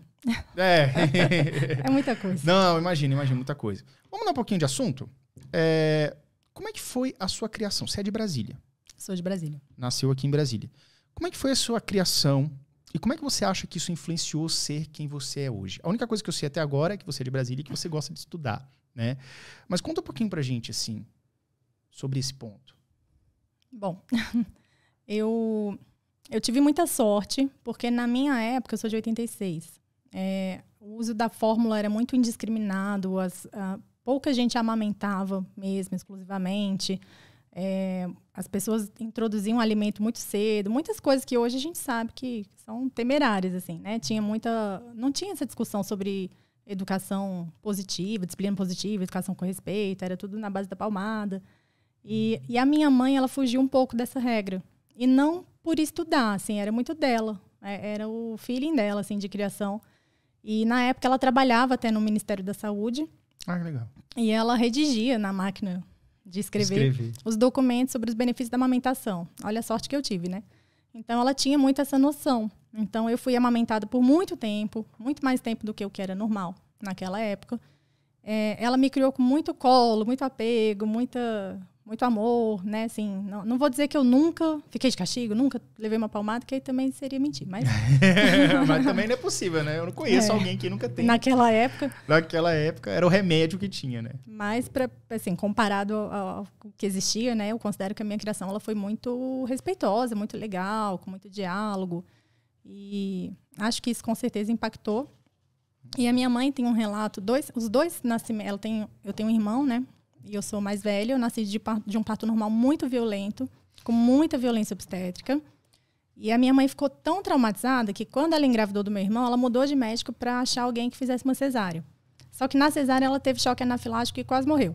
Meu Deus, então, assim, cara. as duas experiências dela foram horríveis. E eu cresci ouvindo isso. Então, assim, não foi de forma consciente, mas com certeza tudo isso contribuiu para eu gostar tanto da causa. A sua mãe aqui, sem interromper você, a sua mãe é aparentemente uma pessoa que gosta muito de ter informações, né? Lógico, 86, uma época que não tinha nem internet. Aliás, às vezes existia. Não tinha internet como conhecemos hoje e muito menos YouTube e tudo. E ela já tinha essas informações, até talvez pelo onde ela trabalhava, né? E, cara, é complicado, porque imagina alguém em 86 passar por uma violência como essa, não saber se isso acontece ou não com outras pessoas.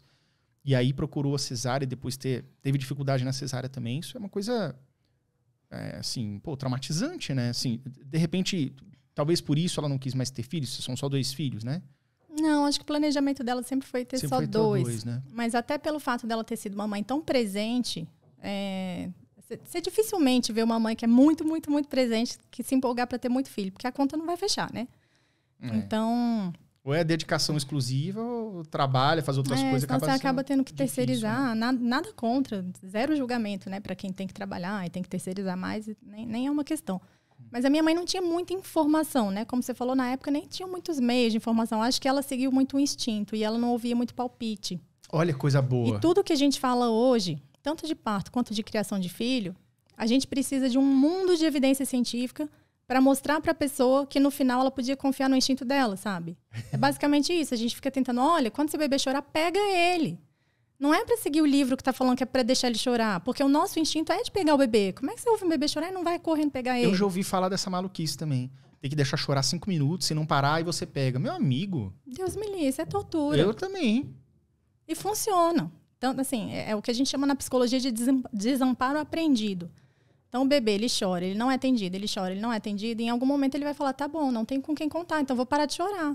Mas isso não pode causar um pré-trauma no bebê? Não, total. Porque eu imagino assim, vamos lá, um bebê que não tem a menor consciência do mundo de si, é tipo uma pessoa zero. Zeradinha, assim, não tem consciência de quase nada. E aí ele entende que, sei lá, talvez um senso primitivo de desamor. Pô, eu choro aqui, eu tô pedindo um socorro, ninguém vem, então é pra eu me lascar mesmo na vida. Sei lá, é como se fosse assim. Lógico que o raciocínio do bebê não vai ser esse, mas é tipo... Eu imagino, sim, que a forma como você é acolhido, sente o calor da pele com pele, ali, da mãe com o bebê e tudo... tem diferença pro bebê que tem muito isso e pro bebê que não tem. Tem demais. Tem, até de pontuação de QI. Assim, vai muito além do que você imagina. Não é? Então, é isso que eu falo. Hoje a gente precisa provar por A mais B e fazer um monte de estudo e não sei o quê para mostrar o óbvio para as pessoas. Então, assim, o óbvio, que é um parto fisiológico, espera o bebê querer nascer, entra em trabalho de parto. E o óbvio de pega seu bebê, amamenta, pega ele quando ele chorar, que... É uma burocratização do óbvio hoje em dia, né? O óbvio Exato. tem que ter artigo. Não, mas não tem comprovação científica que quando chorar você tem que pegar. Acho que a minha mãe, ela foi muito nessa linha, sabe? As pessoas falavam, ai, não fica muito no colo porque acostuma. Ela fala, mas eu tive filho, foi pra pegar no colo, senão eu tinha um tapete, né? Olha os mamíferos, cara. É. Os primatas que são, sei lá, mais próximos da gente. Pô, é com o filho agarrado no pelo ali da mãe, da macaquinha lá, o tempo todo. Então, esse negócio da prole andar junto é uma coisa muito natural nossa, né, do mamífero. Então, eu não vejo isso como... Eu sei lá, cara. Eu acho Sim, isso a mãe que dorme junto do filho. Porque é muito fisiológico a gente querer proteger e é muito fisiológico o bebê acordar várias vezes para ter certeza que você tá ali, né? Para ter certeza que ele tá seguro. Verdade. E as pessoas acabam rompendo isso e criando um monte de métodos que vão, sim, causar traumas. E aí a gente escuta muito, mas eu fui criado assim e eu sobrevivi. E é muito um argumento, assim, né? Eu tô bem, tô vivo. Mas a gente não quer criar sobrevivente, né? Você não vai ter um filho para criar ele sobrevivente. A gente quer muito além disso. A gente quer que ele tenha todo o seu potencial, se sinta amado, se sinta seguro, né? Aí tudo bem, você sobreviveu, mas você tá aí tomando ansiolítico, com insônia, com depressão, com dificuldade de confiar nas pessoas, com transtorno de ansiedade. E às vezes nem sabe que às vezes pode ter uma origenzinha ali um pouco no começo da vida. Um relacionamento tóxico, abusivo, enfim, é tanta coisa, tanta consequência, né? Que cara, não dá pra gente dizer que é a causa, mas tudo bem, você sobreviveu, mas você tá bem mesmo? Não, eu tô vivo, o cara com 25 anos com cara de 80, assim, tá ligado?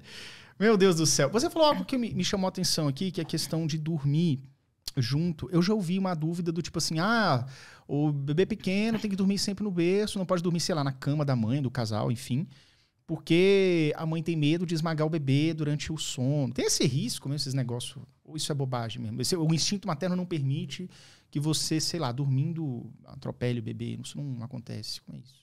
Tem regras de segurança. Então, para quem vai fazer cama compartilhada, existem regras de segurança para isso, para minimizar esse risco.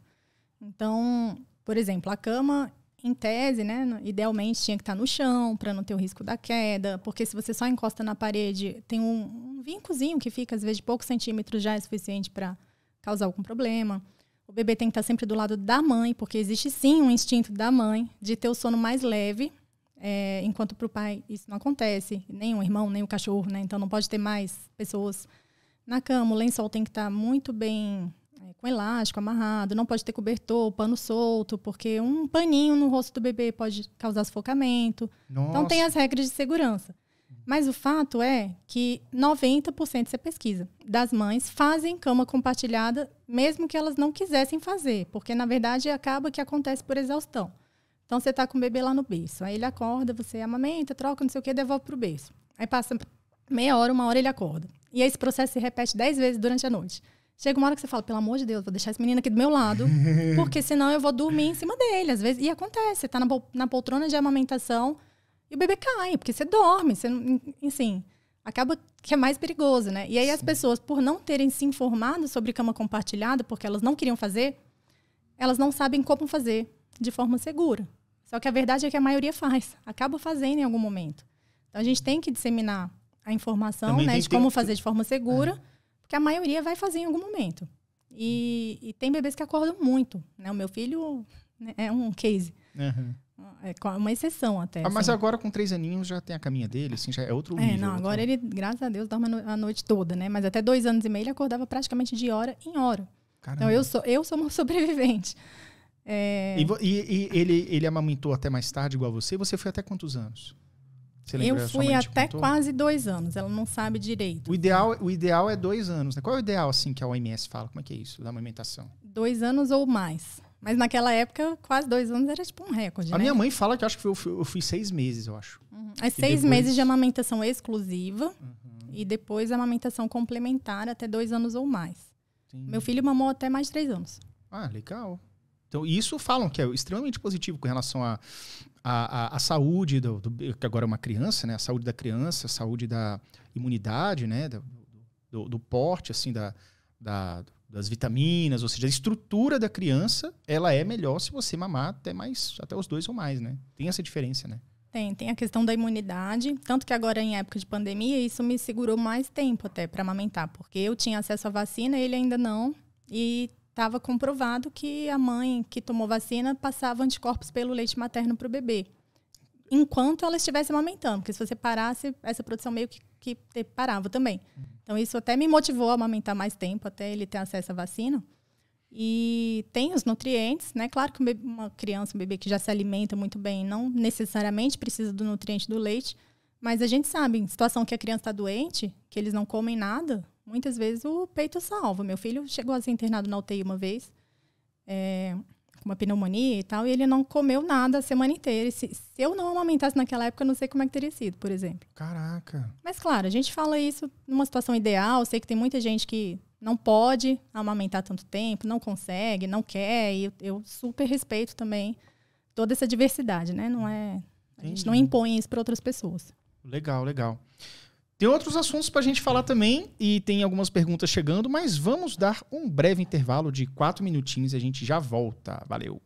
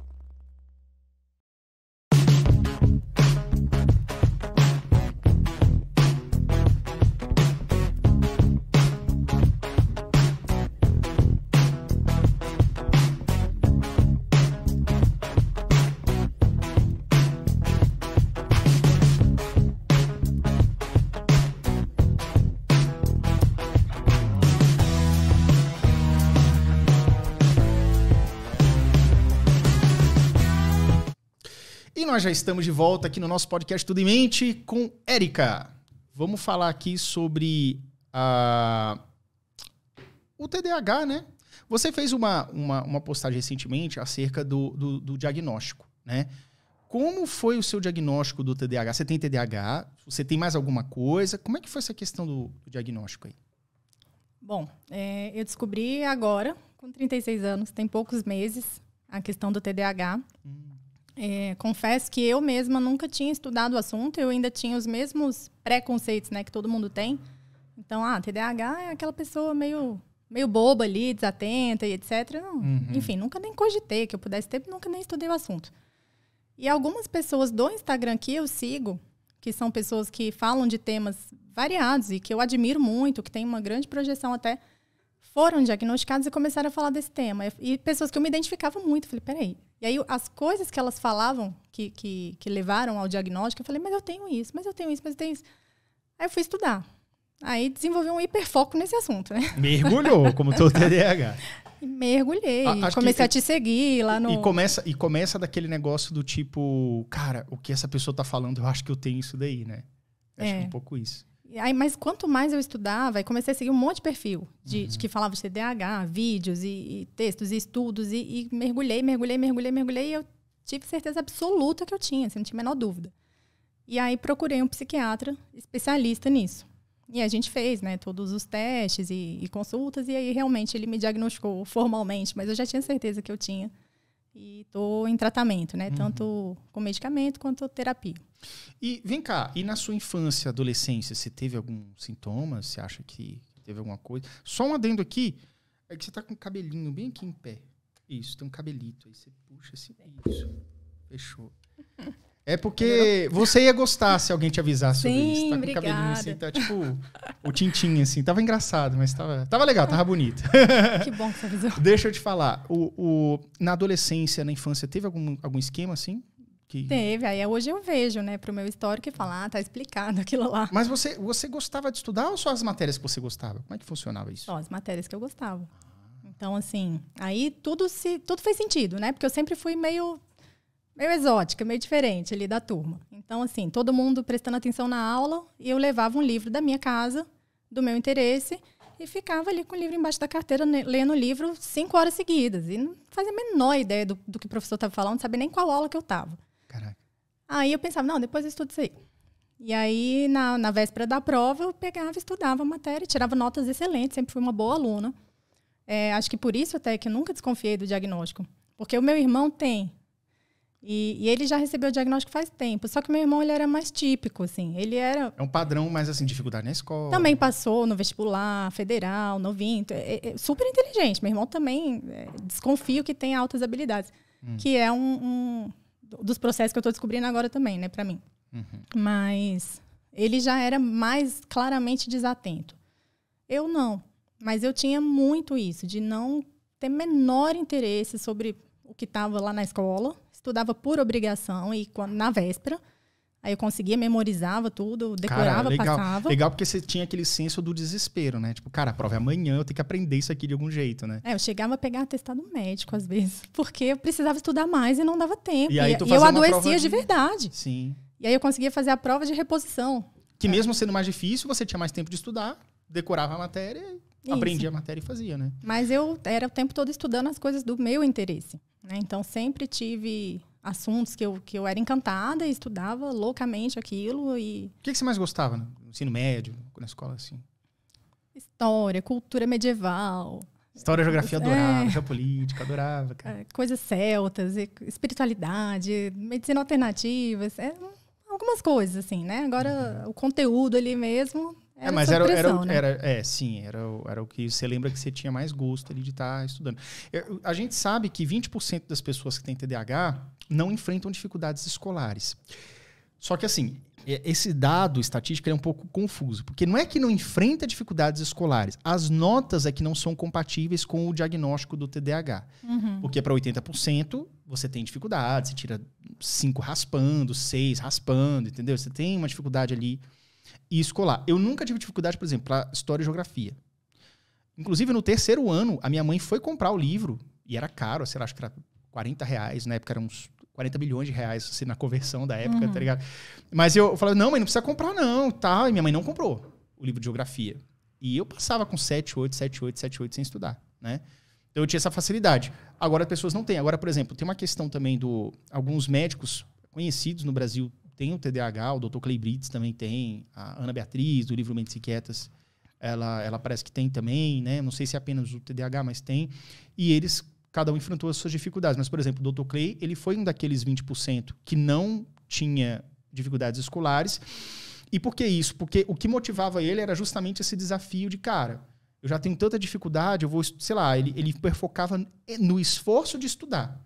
E aí ele virava ali dias e conseguia tirar as notas, passou em medicina, hoje é neurologista, tem livro também, né, publicado.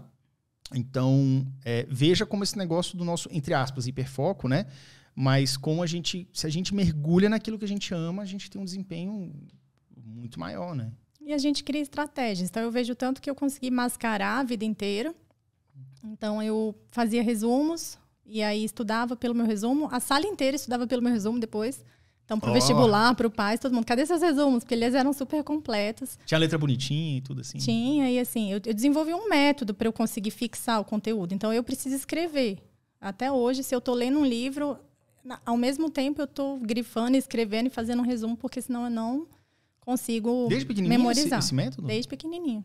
Caraca. E eu sempre fui adiantada na escola. Eu me alfabetizei sozinha, de 4 para 5 anos, aí pulei um ano e sempre fui adiantada até. Nunca tive dificuldade escolar, mas eu sei o preço que isso teve para mim.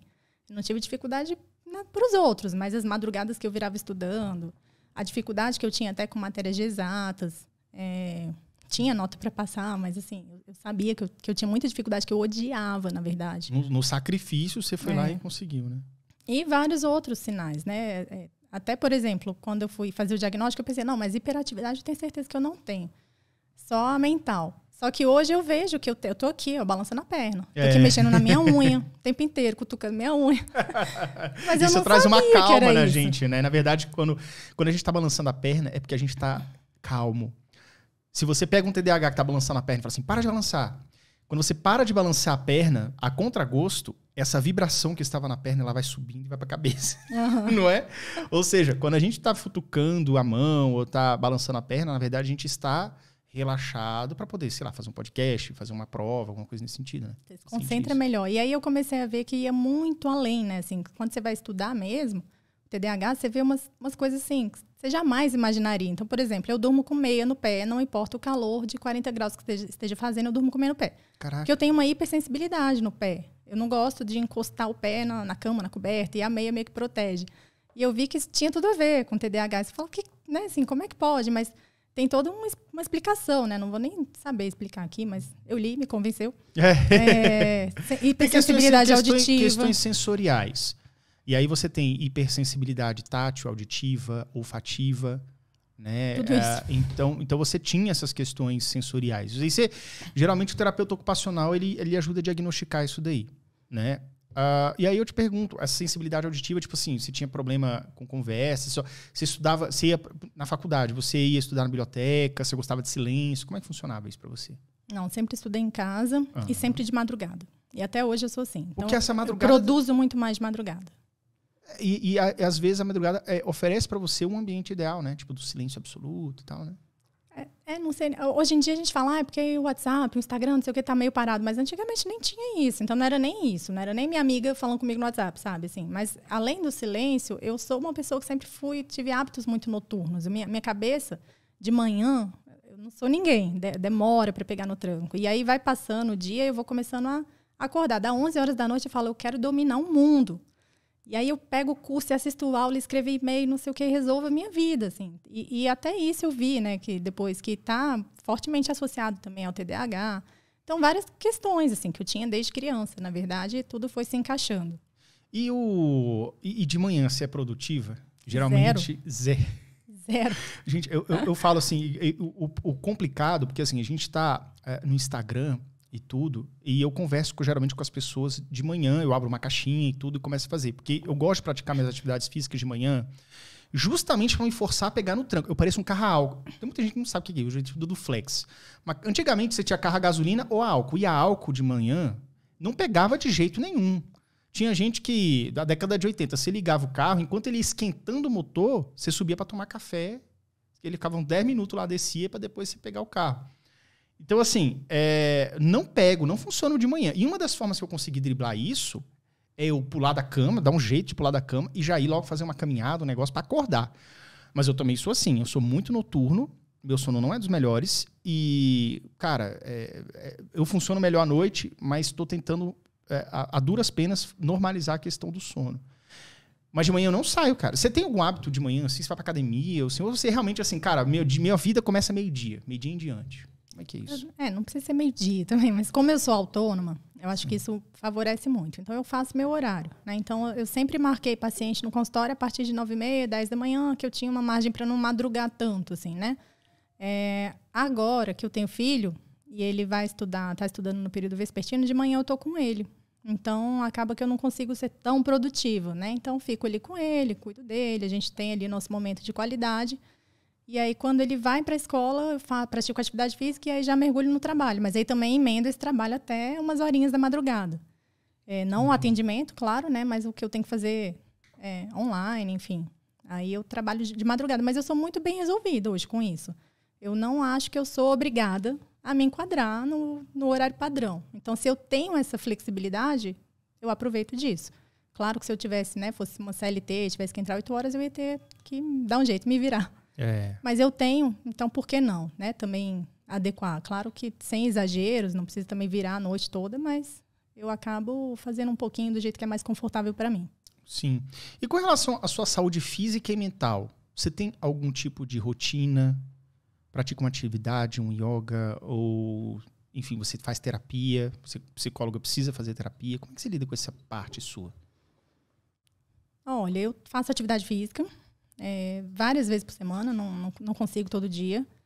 Eu tô fazendo terapia, tem períodos que eu faço, aí eu me dou alta, depois eu volto. É porque você já deve estar avançada a minha terapeuta já está comigo há 8 ou 9 anos. E assim, a gente faz certinho, mas tem vezes que eu passo uns 2, 3 semanas assim, sem a consulta. Volta aqui, tô precisando conversar. Aí a gente vai. Eu acho que eu tenho uma rede de apoio muito boa, sabe? Eu tenho um grupo, assim, de minha família, minhas amigas, que são uma rede de apoio muito gostosa. Claro que isso não substitui um acompanhamento terapêutico, que eu, inclusive, faço também. Mas eu acho que eu consigo... Eu tenho muito autoconhecimento, a gente tem conversas muito profundas, até da questão da maternidade. Eu tenho uma rede de apoio muito boa. E até o Instagram ajuda muito nisso, né? A gente acaba formando uma rede de apoio virtual ali. De muita gente que está passando pelas mesmas coisas. Legal. Enfim. Essas amizades são de longa data ou mais recente, assim, da faculdade? Você lembra? Okay. As minhas maiores amigas hoje são todas ou minhas primas ou amigas de infância. A grande maioria. Eu tenho mais amigo do colégio também, de infância. E olha que engraçado. Que coisa. A grande maioria tem TDAH. A gente meio que se entende, né? A família ficava, gente, mas como tanta gente tem TDAH se a incidência é baixa na população, né? Só que assim, minhas amigas são minhas primas, então já tem o fator genético envolvido, né? Então, algumas têm. Uhum. E eu acho que a gente acaba se atraindo, né? Porque eu gosto de pessoas diferentes, autênticas, que a autenticidade, cara, é um negócio que dá um tesão na gente, né? No bom sentido, tipo, o cara vai lá e fala o que pensa. Que legal. Né? E que desenvolvem interesses diferentes também, né? Que sai do senso comum. Então, eu acho que acaba que, né, aplicando esses filtros, você vai encontrar mais gente neurodivergente, né? Então, acho que acaba atraindo também. Legal. E você tinha muitos amigos? Muitos no sentido de você considerava. Porque, por exemplo, eu acredito que eu tinha, durante muitos anos, adolescência, inclusive, pouquíssimos amigos. Mas porque eu também sentia falta. Tipo assim, para algumas pessoas, 3, 4 amigos tá ótimo, já é gente demais. Para outras pessoas, 3 ou 4 é pouco demais, entendeu? Como é que você considerava isso? Não, eu sou essa primeira pessoa. Eu sempre tive sempre me considerei meio antissocial, na verdade. Mas hoje eu acho que eu era seletiva. Então, nunca tive necessidade de socializar o tempo todo. Sempre fui mais quieta, mais introvertida. Passava o recreio muitas vezes lendo em sala de aula. Tinha minhas amizades, não era excluída, nerd, nem nada. Era uma pessoa normal ali, né? Mas assim, eu sempre fui meio mais na minha, mas nunca gostei de fazer trabalho em grupo. Sempre achei assim, não, que se eu fizer sozinha vai ser melhor. Então, mesmo quando tinha trabalho em grupo, eu falava, vocês deixam eu fazer? Vocês assinam lá, mas eu faço sozinha. Pode deixar. Caraca! Não precisa fazer, a gente não. podia ter estudado junto, hein? Ia ser legal. Isso é difícil, porque eu tinha problema com o trabalho em grupo, né? Porque às vezes eu ficava perdido, assim, porque a minha parte às vezes era um pouco desconexa das dos outros, e às vezes eu atrasava para entregar. Então eu tinha problema com isso. Mas aí vem a questão de você, assim, você quer fazer tudo do seu jeito, e aí você, não, eu deixo abraçar isso daqui, eu faço sozinha, né? Tipo... eu acho que eu tenho um pouquinho esse perfil centralizadora, e eu sou muito crítica. Então, assim, eu falava, se eu fizer vai ficar melhor. E normalmente ficava. E deixa eu perguntar uma coisa. Quais são os seus maiores medos na sua vida, né? E como é que você enfrenta esses medos? Pode ser coisas concretas, abstratas. Como é que você lida com isso? Nossa, profunda pergunta. Profunda. Né? Nunca imaginei responder isso hoje. Eu acho que depois que a gente põe um filho no mundo, a gente tem medo de faltar para esse filho, né? A gente começa a ficar mais medrosa. Então, acho que hoje o meu maior medo é isso. Eu faltar para meu filho ficar doente. Alguma coisa nesse sentido, né? Não conseguir prover o que ele precisa, né? De educação, de saúde, alguma coisa. Mas eu não sou uma pessoa com muito medo, não. Se tiver medo, você vai lá e enfrenta, né? Vai com medo mesmo. Exato. Bacana, bacana. Chegou perguntas aqui do PR Knight. Pergunta para Érica, quem sofre mais no relacionamento? A pessoa com TDAH ou o companheiro normal? O que você acha, na sua opinião? Você sofria no relacionamento? Os relacionamentos foram tranquilos? Como é que foi isso? Assim, eu não tinha um diagnóstico, né? Hoje eu consigo olhar para trás e pensar, talvez ali aquelas situações tivessem relação com TDAH. Então, algum ato de impulsividade, né? Isso da gente tem essa disfunção, às vezes, do 0 ao 100 muito rápido, né? Nos sentimentos, na raiva, enfim, acho que algumas coisas têm relação, mas talvez essa questão da rotina, né? Então, assim, por você ter hábitos noturnos, normalmente a outra pessoa não. Acontecia então, com você? Acontecia. E geralmente, porque assim, por exemplo, eu sou o contrário. Minha esposa é muito diurna e eu sou muito noturno. Então, tipo assim, se você tivesse um marido que tivesse esse hábito muito noturno, não teria esse choque. O marido que você teve, um companheiro, imagina. Talvez teria, sabe por quê? Eu preciso de um tempo sozinha. E se a pessoa também está acordada, não vai funcionar. Então, assim, eu gosto de saber que está todo mundo da casa dormindo e agora eu tenho aquelas horas só minhas. E eu preciso muito disso. Assim, 2 horinhas, 3 horinhas ali que sejam só minhas. Que ninguém fale comigo, que eu fique ali imersa no meu mundo. Então, não sei se ia ser bom a pessoa com hábitos noturnos também, não. Tá andando demais, porque 3 da manhã eu quero ficar só aqui, tá ligado? E você acha que você, então, sofria mais por conta, quando tinha um problema, desavença? Eu vou falar por mim, tá? Talvez isso estimule, talvez a sua resposta. Uhum. Eu acho que sofria mais. Por exemplo, quando tinha uma briga, eu era o primeiro assim, pô, cara, será mesmo que eu tenho razão? Entendeu? Eu procurava meio que, não, eu vou ceder, entendeu? Uhum. Tinha um pouco de receita, por exemplo, quando eu terminava relacionamento, eu sofria bastante, né? E não sei porque terminou, mas tipo, eu não acredito que a outra pessoa sofria tanto, sei lá. Eu acho que eu sofria um pouco mais. E eu era o TDAH da história. Com você, teve alguma coisa assim? Não. Olha, eu teria que refletir muito para chegar a essa conclusão. Assim, eu não consigo associar tanto. Eu acho que quando eu não tinha a explicação de muita coisa, talvez eu me sentisse mais errada mais vezes. E aí você pensa, o que tem de errado comigo?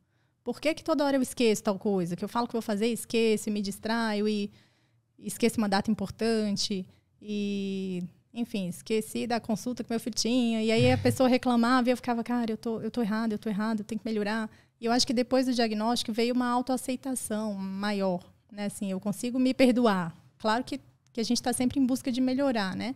Mas eu consigo me empoderar mais de falar assim, tá, mas eu sou assim, meu cérebro funciona assim, então não vem me encher o saco, sabe? Assim, eu vou continuar dormindo tarde, e não é porque eu sou preguiçosa. Você já se aceitou, né, cara? Eu já consigo colocar limites mais claros. Ó, eu tenho um funcionamento neurodivergente, ponto, acabou. Assim, vai ter coisa que eu consigo melhorar, vai ter coisa que não. Então, se quiser, vai ter que se adaptar, né? Excelente. Vamos falar um pouco de um outro assunto bem bacana também, que é a respeito de arrependimentos. Você já teve alguns arrependimentos na vida? E qual foi a lição que você tirou deles? Você consegue puxar da memória? Todo mundo tem, né, eu acho. Eu não sou aquela pessoa que fala, eu não me arrependo porque isso me tornou quem eu sou hoje. Eu não sou muito isso, não. Eu falo, não, me arrependo de um monte de coisa que podia ser melhor ainda, né? Podia ter feito diferente. Como que? Por exemplo, eu sou muito perfeccionista. Então, eu já perdi muita oportunidade, inclusive profissional, por ficar querendo que tudo esteja tão perfeito que eu não faço o que tem que fazer ali naquela hora. E aí a oportunidade passou. Então, assim, e eu acho que tem muito a ver até com o TDAH. E eu entendi também porque que muitos projetos que eu tinha, que eu tenho, alguns até hoje, têm tanta dificuldade de serem executados. Você é centralizadora? Você não consegue delegar alguma coisa assim ou não? Também. Sou centralizadora, mas eu acho que tem muito a gente evita a parte chata da coisa, né? Então, assim, a parte que seria mais burocrática, etc., a gente vai postergando. Eu fico querendo que esteja tudo perfeito para não estar sujeita à crítica, que eu acho que isso tem muito a ver também, né, com quem tem TDAH. E acho que isso me tolheu, assim, de muitas oportunidades na vida. Então, tem muitas coisas que eu falo, poxa, se naquele ano eu tivesse feito tal coisa, eu tivesse me mudado para tal país, quando eu tive oportunidade, se eu tivesse dito sim para aquilo lá. Tem. Mas acontece, né? Acontece. E hoje eu vejo que uma Érica mais safa, mais esperta, assim, mais ligada, até nessa realidade, você pode mudar, porque assim, não tem como voltar no tempo, mas você tem o hoje em diante, né? Então, de repente, eu já me arrependi assim, de algumas coisas, e hoje eu fiz assim, cara, se eu tivesse... Eu tenho muito disso, não sei se você tem também. A minha intuição, a gente falou sobre isso. A minha intuição, todas as vezes que eu sigo a minha intuição, eu me dou bem. Às vezes, tipo assim, muita gente fala assim, não, faz aquilo, faz aquilo. Aí você fala, cara, eu não vou fazer isso, eu vou fazer o outro, que eu tô querendo. E quando eu faço o que eu tô querendo, aí eu falei, pô, tá vendo? Foi bem melhor do que ter feito seguir a cabeça dos outros, né? Uhum. Então você pensa assim, por exemplo, alguma coisa que a oportunidade você perdeu e tudo, hoje você pensa assim, não, cara, eu quero botar aquilo em prática, eu quero, sei lá, algum projeto seu, que você, não, vou atrás daquilo, fazer rodar. Com certeza. A gente primeiro tem que aprender a dizer não, né? E isso foi uma conquista para mim, mas que já tem uns anos que eu acho que eu aprendi a dizer não. Mas, porque senão, quando você vê, as pessoas te colocam nos projetos delas e você não está fazendo aquilo que você quer realmente, né? Sim. E muito isso, né? Seguir sua intuição. Eu tenho essa característica de, graças a Deus, trabalhar com coisas que eu sou muito apaixonada. Então, assim, tudo que eu faço, desde acompanhar parto, a acupuntura, as questões da maternidade, a divulgar a informação para as pessoas, eu gosto muito de fazer. Eu faço com muito, muito, muito, muito amor. E eu acho que eu não conseguiria fazer diferente. Então, assim, às vezes, meus pais, né? Aqui em Brasília é a cidade do concurso. Poxa, mas você é tão inteligente, por que você não estudou para um concurso? Você não ia estar, né, assim, nessa oscilação. Eu falava, mas eu não ia conseguir nunca. Eu preferia morrer do que fazer um trabalho burocrático que eu não acreditasse, que eu não achasse que está mudando o mundo de algum jeito. E não que concursado não possa mudar o mundo também, claro que... Mas o mundo é o seu modo. Porque assim, você não precisa mudar o mundo de tudo. Por exemplo, o seu trabalho como doula e informação que você passa está mudando o mundo de doula, de maternidade, tá entendendo? Naquela assunto, coisa, sim. exatamente. Lógico, se você fosse uma concursada ali sei lá, de uma AGU, e você mudasse ali o rumo de uma negociação, Sim, tá entendendo? lógico. Mas assim, a gente não consegue abraçar o mundo. Mas Mas não naquilo é uma que causa você que toca meu coração. Exatamente. Então assim, no que toca seu coração, você tá trabalhando para mudar o mundo, né? Isso, eu eu tenho uma prima que trabalha no TCU, né, com contabilidade, e ela tá super mudando o mundo ali no trabalho dela, então faz trabalho muito bem feito ali, né, de fiscalização, etc. Mas isso não toca meu coração, eu não ia ser feliz fazendo isso. Sim. E, cara, como é que é esse negócio, né? Porque, por exemplo, eu fui concursado durante 12 anos e, cara, como eu tava sofrendo, estando num lugar que, velho, beleza, o dinheiro é bom... O plano de saúde é legal, mas, velho, eu não quero isso aqui de jeito nenhum, tá ligado? De jeito nenhum, tá ligado? Eu tinha certeza daquilo, que não era aquilo que eu queria. E aí, quando eu tomei a coragem ano passado de sair, eu saí do Banco do Brasil, larguei, abandonei o concurso, e tô só no podcast, no TDAH Descomplicado e tudo. Nossa, além de estar muito mais realizado, eu consigo fazer ainda muito mais para as pessoas. Consegui aparecer mais nas redes, consegui fazer mais vídeos com ensinamentos práticos para as pessoas que têm TDAH. Muitas pessoas falam assim, caraca, eu estou me descobrindo aqui no seu vídeo, que fala um assunto que eu estava em dúvida e tal. Assim como você deve fazer também na sua rede, né? Então isso deve dar um gás absurdo, né, para você. Né? Com certeza. Tem algum projeto em mente, assim? Alguma coisa que você... Eu não sei que você não queira falar, mas tem alguma coisa assim que você pretende fazer em breve, assim, ou não? Tem. Na verdade, tem uns anos que eu estou com esse projeto meio engavetado, meio em execução, mas agora eu vou dar o gás final, assim, na verdade. Porque teve pandemia, aí eu fui mãe, e tudo isso com certeza atrasou bastante. Que é um curso que as pessoas estão me cobrando isso há muito tempo, né? Voltado para mulheres, para quem quer se informar, na verdade, serve para homem também, mas acaba que meu público é mulher, né? A maioria. E para profissionais também que podem se beneficiar, que seria basicamente tudo que uma mulher, uma família, enfim, precisa saber desde a concepção até o primeiro ano de vida do bebê. Porque hoje a gente vê pipocar muitos cursos muito específicos. Então, um sobre sono, um sobre introdução alimentar, um sobre não sei o quê, um sobre cuidados, um sobre emergência. E aí, quando você vai ver, você vai desembolsar milhões ali. Se você quiser comprar tudo, você nem tem tempo de fazer, né? Então, a minha ideia era tentar fazer o que eu faço um pouco no Instagram, só que de uma forma mais sistematizada, de fornecer essas informações mais condensadas, mais mastigadinhas, mais fáceis, com passo de tudo a passo, que engloba imagina. assim, a maternidade, né? E preparação para o parto, enfim. Entendi. Ah, maravilha. Isso aí para muitas mães vai ser um mapa, né? Um mapa de como fazer os negócios ali acontecer, né? Principalmente a mãe que está no primeiro filho e que precisa... Às vezes tem informação ali, nesse curso que você está preparando, que ela nem sabia que precisava daquela informação, né? Tipo... A maioria. A maioria, né? As mães chegam um pouco desligadas do que é essencial saber, né? Por exemplo, né?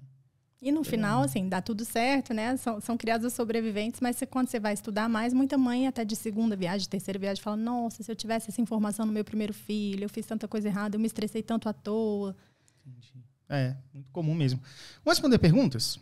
Bora. As perguntinhas que chegaram aqui.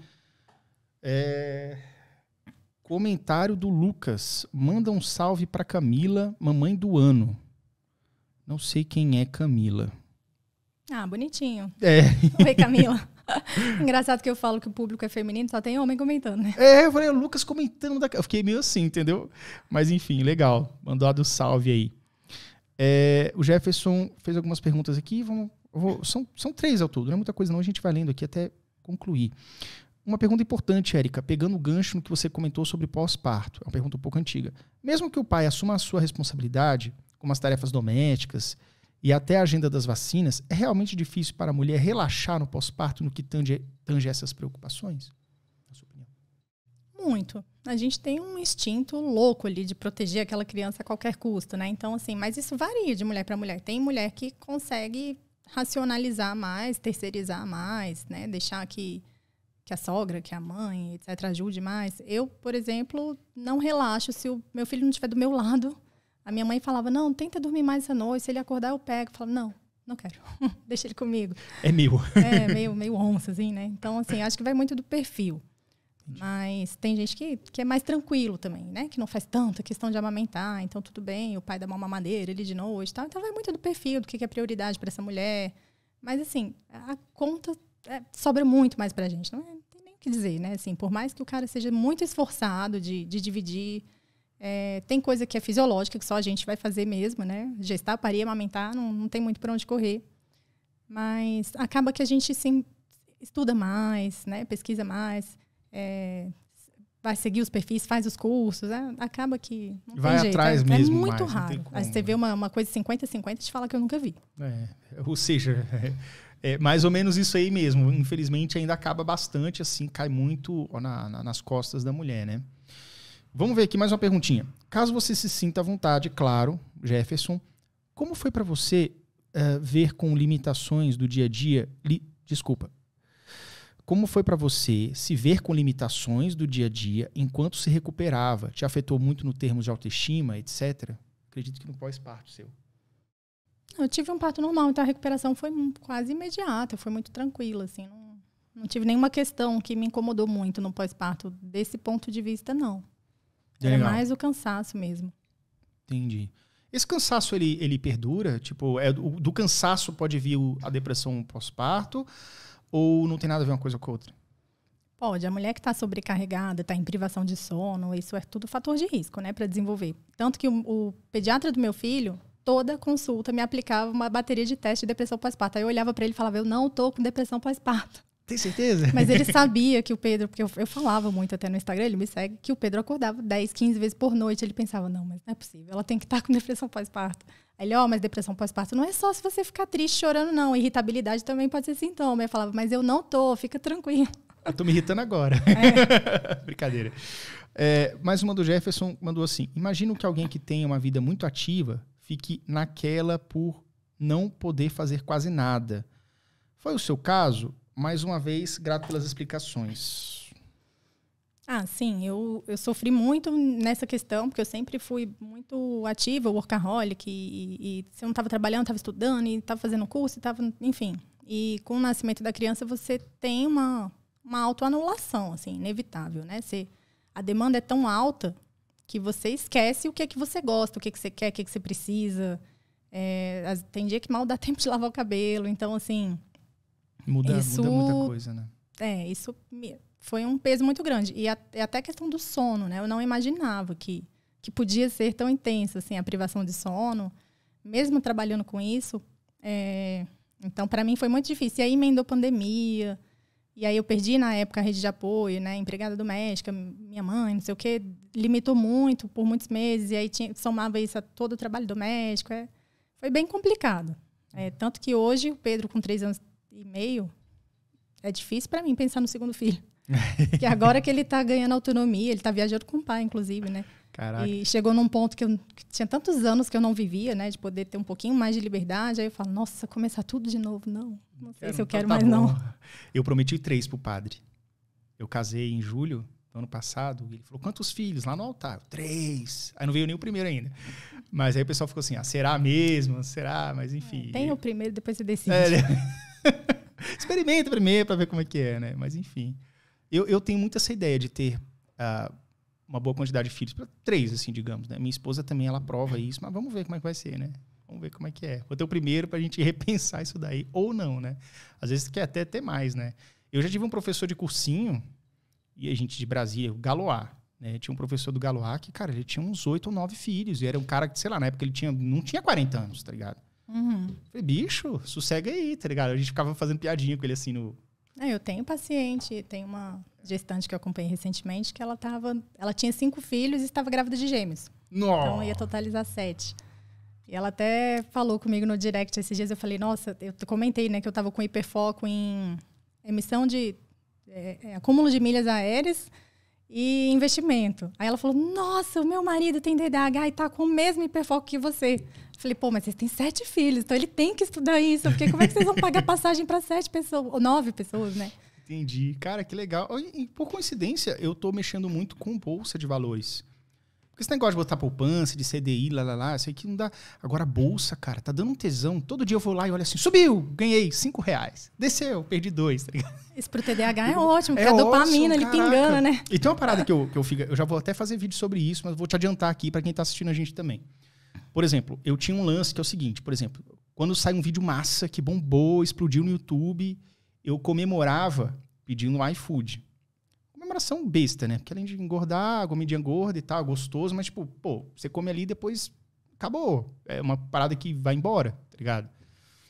E aí eu comecei a trocar vícios entre aspas, né? Em vez de eu ficar assim, vou me recompensar com uma comida, ou vou abrir uma cerveja. Falei, beleza, quanto eu ia gastar nessa pizza aqui? Sei lá, 60, 70 reais, vamos supor. Aí eu entro no trade e compro 70 reais em ações, tá ligado? Boa. Que é uma parada que eu coloco ali e beleza. Me dá aquela dopamina. Falei, caraca, fiz uma parada pra mim, eu dei daquela descarga de adrenalina. Resolve, né? Eu quieto, facho e não desperdiça como uma pizza que você come ali, aquele prazer vai embora depois. Entendeu? Enfim, é uma dica aí pra quem tem TDAH e tá assistindo, entendeu? Pra mim foi um pouco a questão até da maternidade, assim. Agora, eu gosto muito de viajar. Muito, muito, muito. Acho que a minha maior descarga de dopamina é roteirizar a viagem. Não é nem fazer a viagem, porque eu faço mais roteiro do que eu posso viajar, na verdade, né? Sempre foi assim? Você, tipo... Sempre. E eu faço roteiro para todo mundo. Meu pai vai viajar agora e eu tô pesquisando hospedagem para ele, na maior empolgação, assim, como se fosse eu que ia viajar. Eu adoro, assim, pesquisar cultura, hospedagem, gastronomia local e etc. Então, e agora né, a pandemia deu uma... travou tudo, né? Tranquilizada, meu filho tá maior, ainda não tá tendo prova na escola, etc, porque ele é novinho. Nossa, a hora de viajar é agora, assim, né? Só que agora são 2 passagens aéreas, 2 tudo, né? Vou pra Orlando com ele, pagar 2 ingressos lá, R$1.000 cada um por dia. Eu falei, eu preciso dar um jeito de fazer se tornar mais barato. Aí comecei a estudar milho. E a questão de investimento também, assim, eu nunca pensei muito sobre isso, eu não achava chato pra caramba esse assunto. Mas quando você vê um pouquinho, você fala, nossa, assim, que se eu quiser um dia alcançar uma independência financeira e até dar mais segurança e estabilidade para o meu filho, também eu tenho que aprender isso. Não tem pra onde correr. E aí, de repente, eu me apaixonei por esse assunto. Tô achando super interessante. Nunca imaginei. Cara, eu tô curtindo demais. E eu vou chamar a gente do investimento. Você que curte investimento, depois a gente fala sobre isso, mas eu vou chamar a gente do investimento aqui no podcast. Gente legal, viu? Gente de calibre aí, ó. Fica de olho. Não vou falar agora não, mas tá em negociação. Mas vai vir, entendeu? Érica, todo mundo que vem aqui ao podcast Tudo em Mente, ao final eu peço que você dê uma mensagem do seu coração para quem tá ouvindo a gente. O que você gostaria de falar para quem tá ouvindo a gente aqui no podcast Tudo em Mente? Eita. Bom, sempre que a gente fala, né, e fornece tudo quanto é tipo de informação, às vezes, no meu caso, né, sobre gestação, parto, maternidade, eu acho que muita gente tem a tendência de se sentir atacada, julgada por ter feito uma escolha diferente no passado, ou estar fazendo uma escolha diferente agora. E eu acho que a grande mensagem que eu tento sempre passar é que a nossa responsabilidade enquanto profissional é passar a informação. Agora, o que a pessoa vai fazer a partir disso não é da nossa conta. Assim, não existe julgamento. Então, assim, o que eu defendo muito e a mensagem que eu sempre tento passar é da escolha consciente. Desde que você saiba o que você está fazendo, está tudo certo. Então, se você fez a escolha consciente de não amamentar, de não ter um parto, enfim, o que quer que seja, né? Tá tudo bem, ninguém vai te julgar por isso, mas saiba o que você está escolhendo, né? Saiba os prós e contras de tudo. Então, essa questão do acolhimento, do não julgamento, a gente nunca sabe a realidade de quem está do outro lado, as dificuldades que essa pessoa está passando, se ela tem ou não tem dinheiro para contratar uma equipe, se ela tem ou não tem disponibilidade para amamentar. Então, assim, da nossa parte, de verdade, de coração, não existe julgamento, né? Eu acho que as mães têm que cada vez mais se acolher, fazer uma rede de apoio, independente das escolhas, e eu só peço isso, que escolham de forma consciente, estudem, pesquisem e façam essas escolhas, porque quando a gente só segue a manada, muitas vezes isso tem muito prejuízo lá na frente, né? Com certeza. Ótimo conselho, ótimas palavras. E endosso tudo. Eu acho que é assim mesmo que tem que funcionar. E as pessoas, para te encontrar nas redes sociais, como é que faz? Você tá no Instagram, tá no YouTube? Onde é que você tá? Atualmente, só no Instagram, assim, que eu realmente me dedico, que é o @ericadepaula, com D mudo. Ainda não migrei para as outras plataformas, não. Até tenho conta, mas não movimento, não. Tá mais no Instagram mesmo. Eu te entendo. Eu gosto de centralizar mais também. Acho que o pessoal assim, acima de 30 fala, não, cara, pra que TikTok, não sei o que dá. Não gosto disso, não, entendeu? Eu fazer o primeiro Reels da minha vida foi assim, pra que isso? Eu gosto de escrever, eu não gosto de aparecer. Eu nem apareço, quase. Entendi. Só ultimamente, né, que você falou que tem aparecido mais, né? Não, mas eu não apareço. A minha imagem é muito rara. Ou seja, você prefere escrever, passar uma mensagem bacana do que ficar aparecendo. Eu escrevo textão. Eu gosto do textão. Entendi. E ainda bem que o meu público é um público que normalmente está com o bebezinho lá pequeno, mamando, e aí você tá vendo o celular quando o bebê tá dormindo, e aí essa pessoa não vai querer a pessoa em vídeo falando. Então eu tenho essa sorte. Elas gostam de ler também, mas eu gosto de escrever. Meu negócio é escrever. Entendi. Legal. Érica, eu quero dizer que esse papo foi maravilhoso. Eu aprendi muito, tenho certeza que quem está assistindo ao vivo aí aprendeu muito também. Ou quem vai assistir essa gravação, você que está caindo agora de paraquedas, não se esqueça de curtir, se inscrever aqui no canal, tá? Volta a fita aí depois, expressão mais antiga aí, para quem é mais de 30. Volta aí o vídeo, depois assiste, porque foi um papo que esclareceu muitas pessoas, tá? Érica, eu quero agradecer sua participação aqui, tá? O trabalho que você faz é muito bacana, muito legal, muito elucidativo. E parabéns pelo seu trabalho, tá? Obrigada, eu que agradeço. Comecei te seguindo aí como uma admiradora de um assunto e foi uma honra para mim estar aqui hoje. Bacana, então. Então é isso, gente. Espero que tenham gostado desse bate-papo maravilhoso. Se inscreva no canal e também se inscreva no nosso canal de cortes, que o link está aqui na descrição do vídeo. No canal de cortes, daqui a algum tempinho vai sair os melhores momentos dessa conversa, beleza? Então é isso. Espero vocês no próximo podcast Tudo em Mente. Valeu, até logo e tchau, tchau.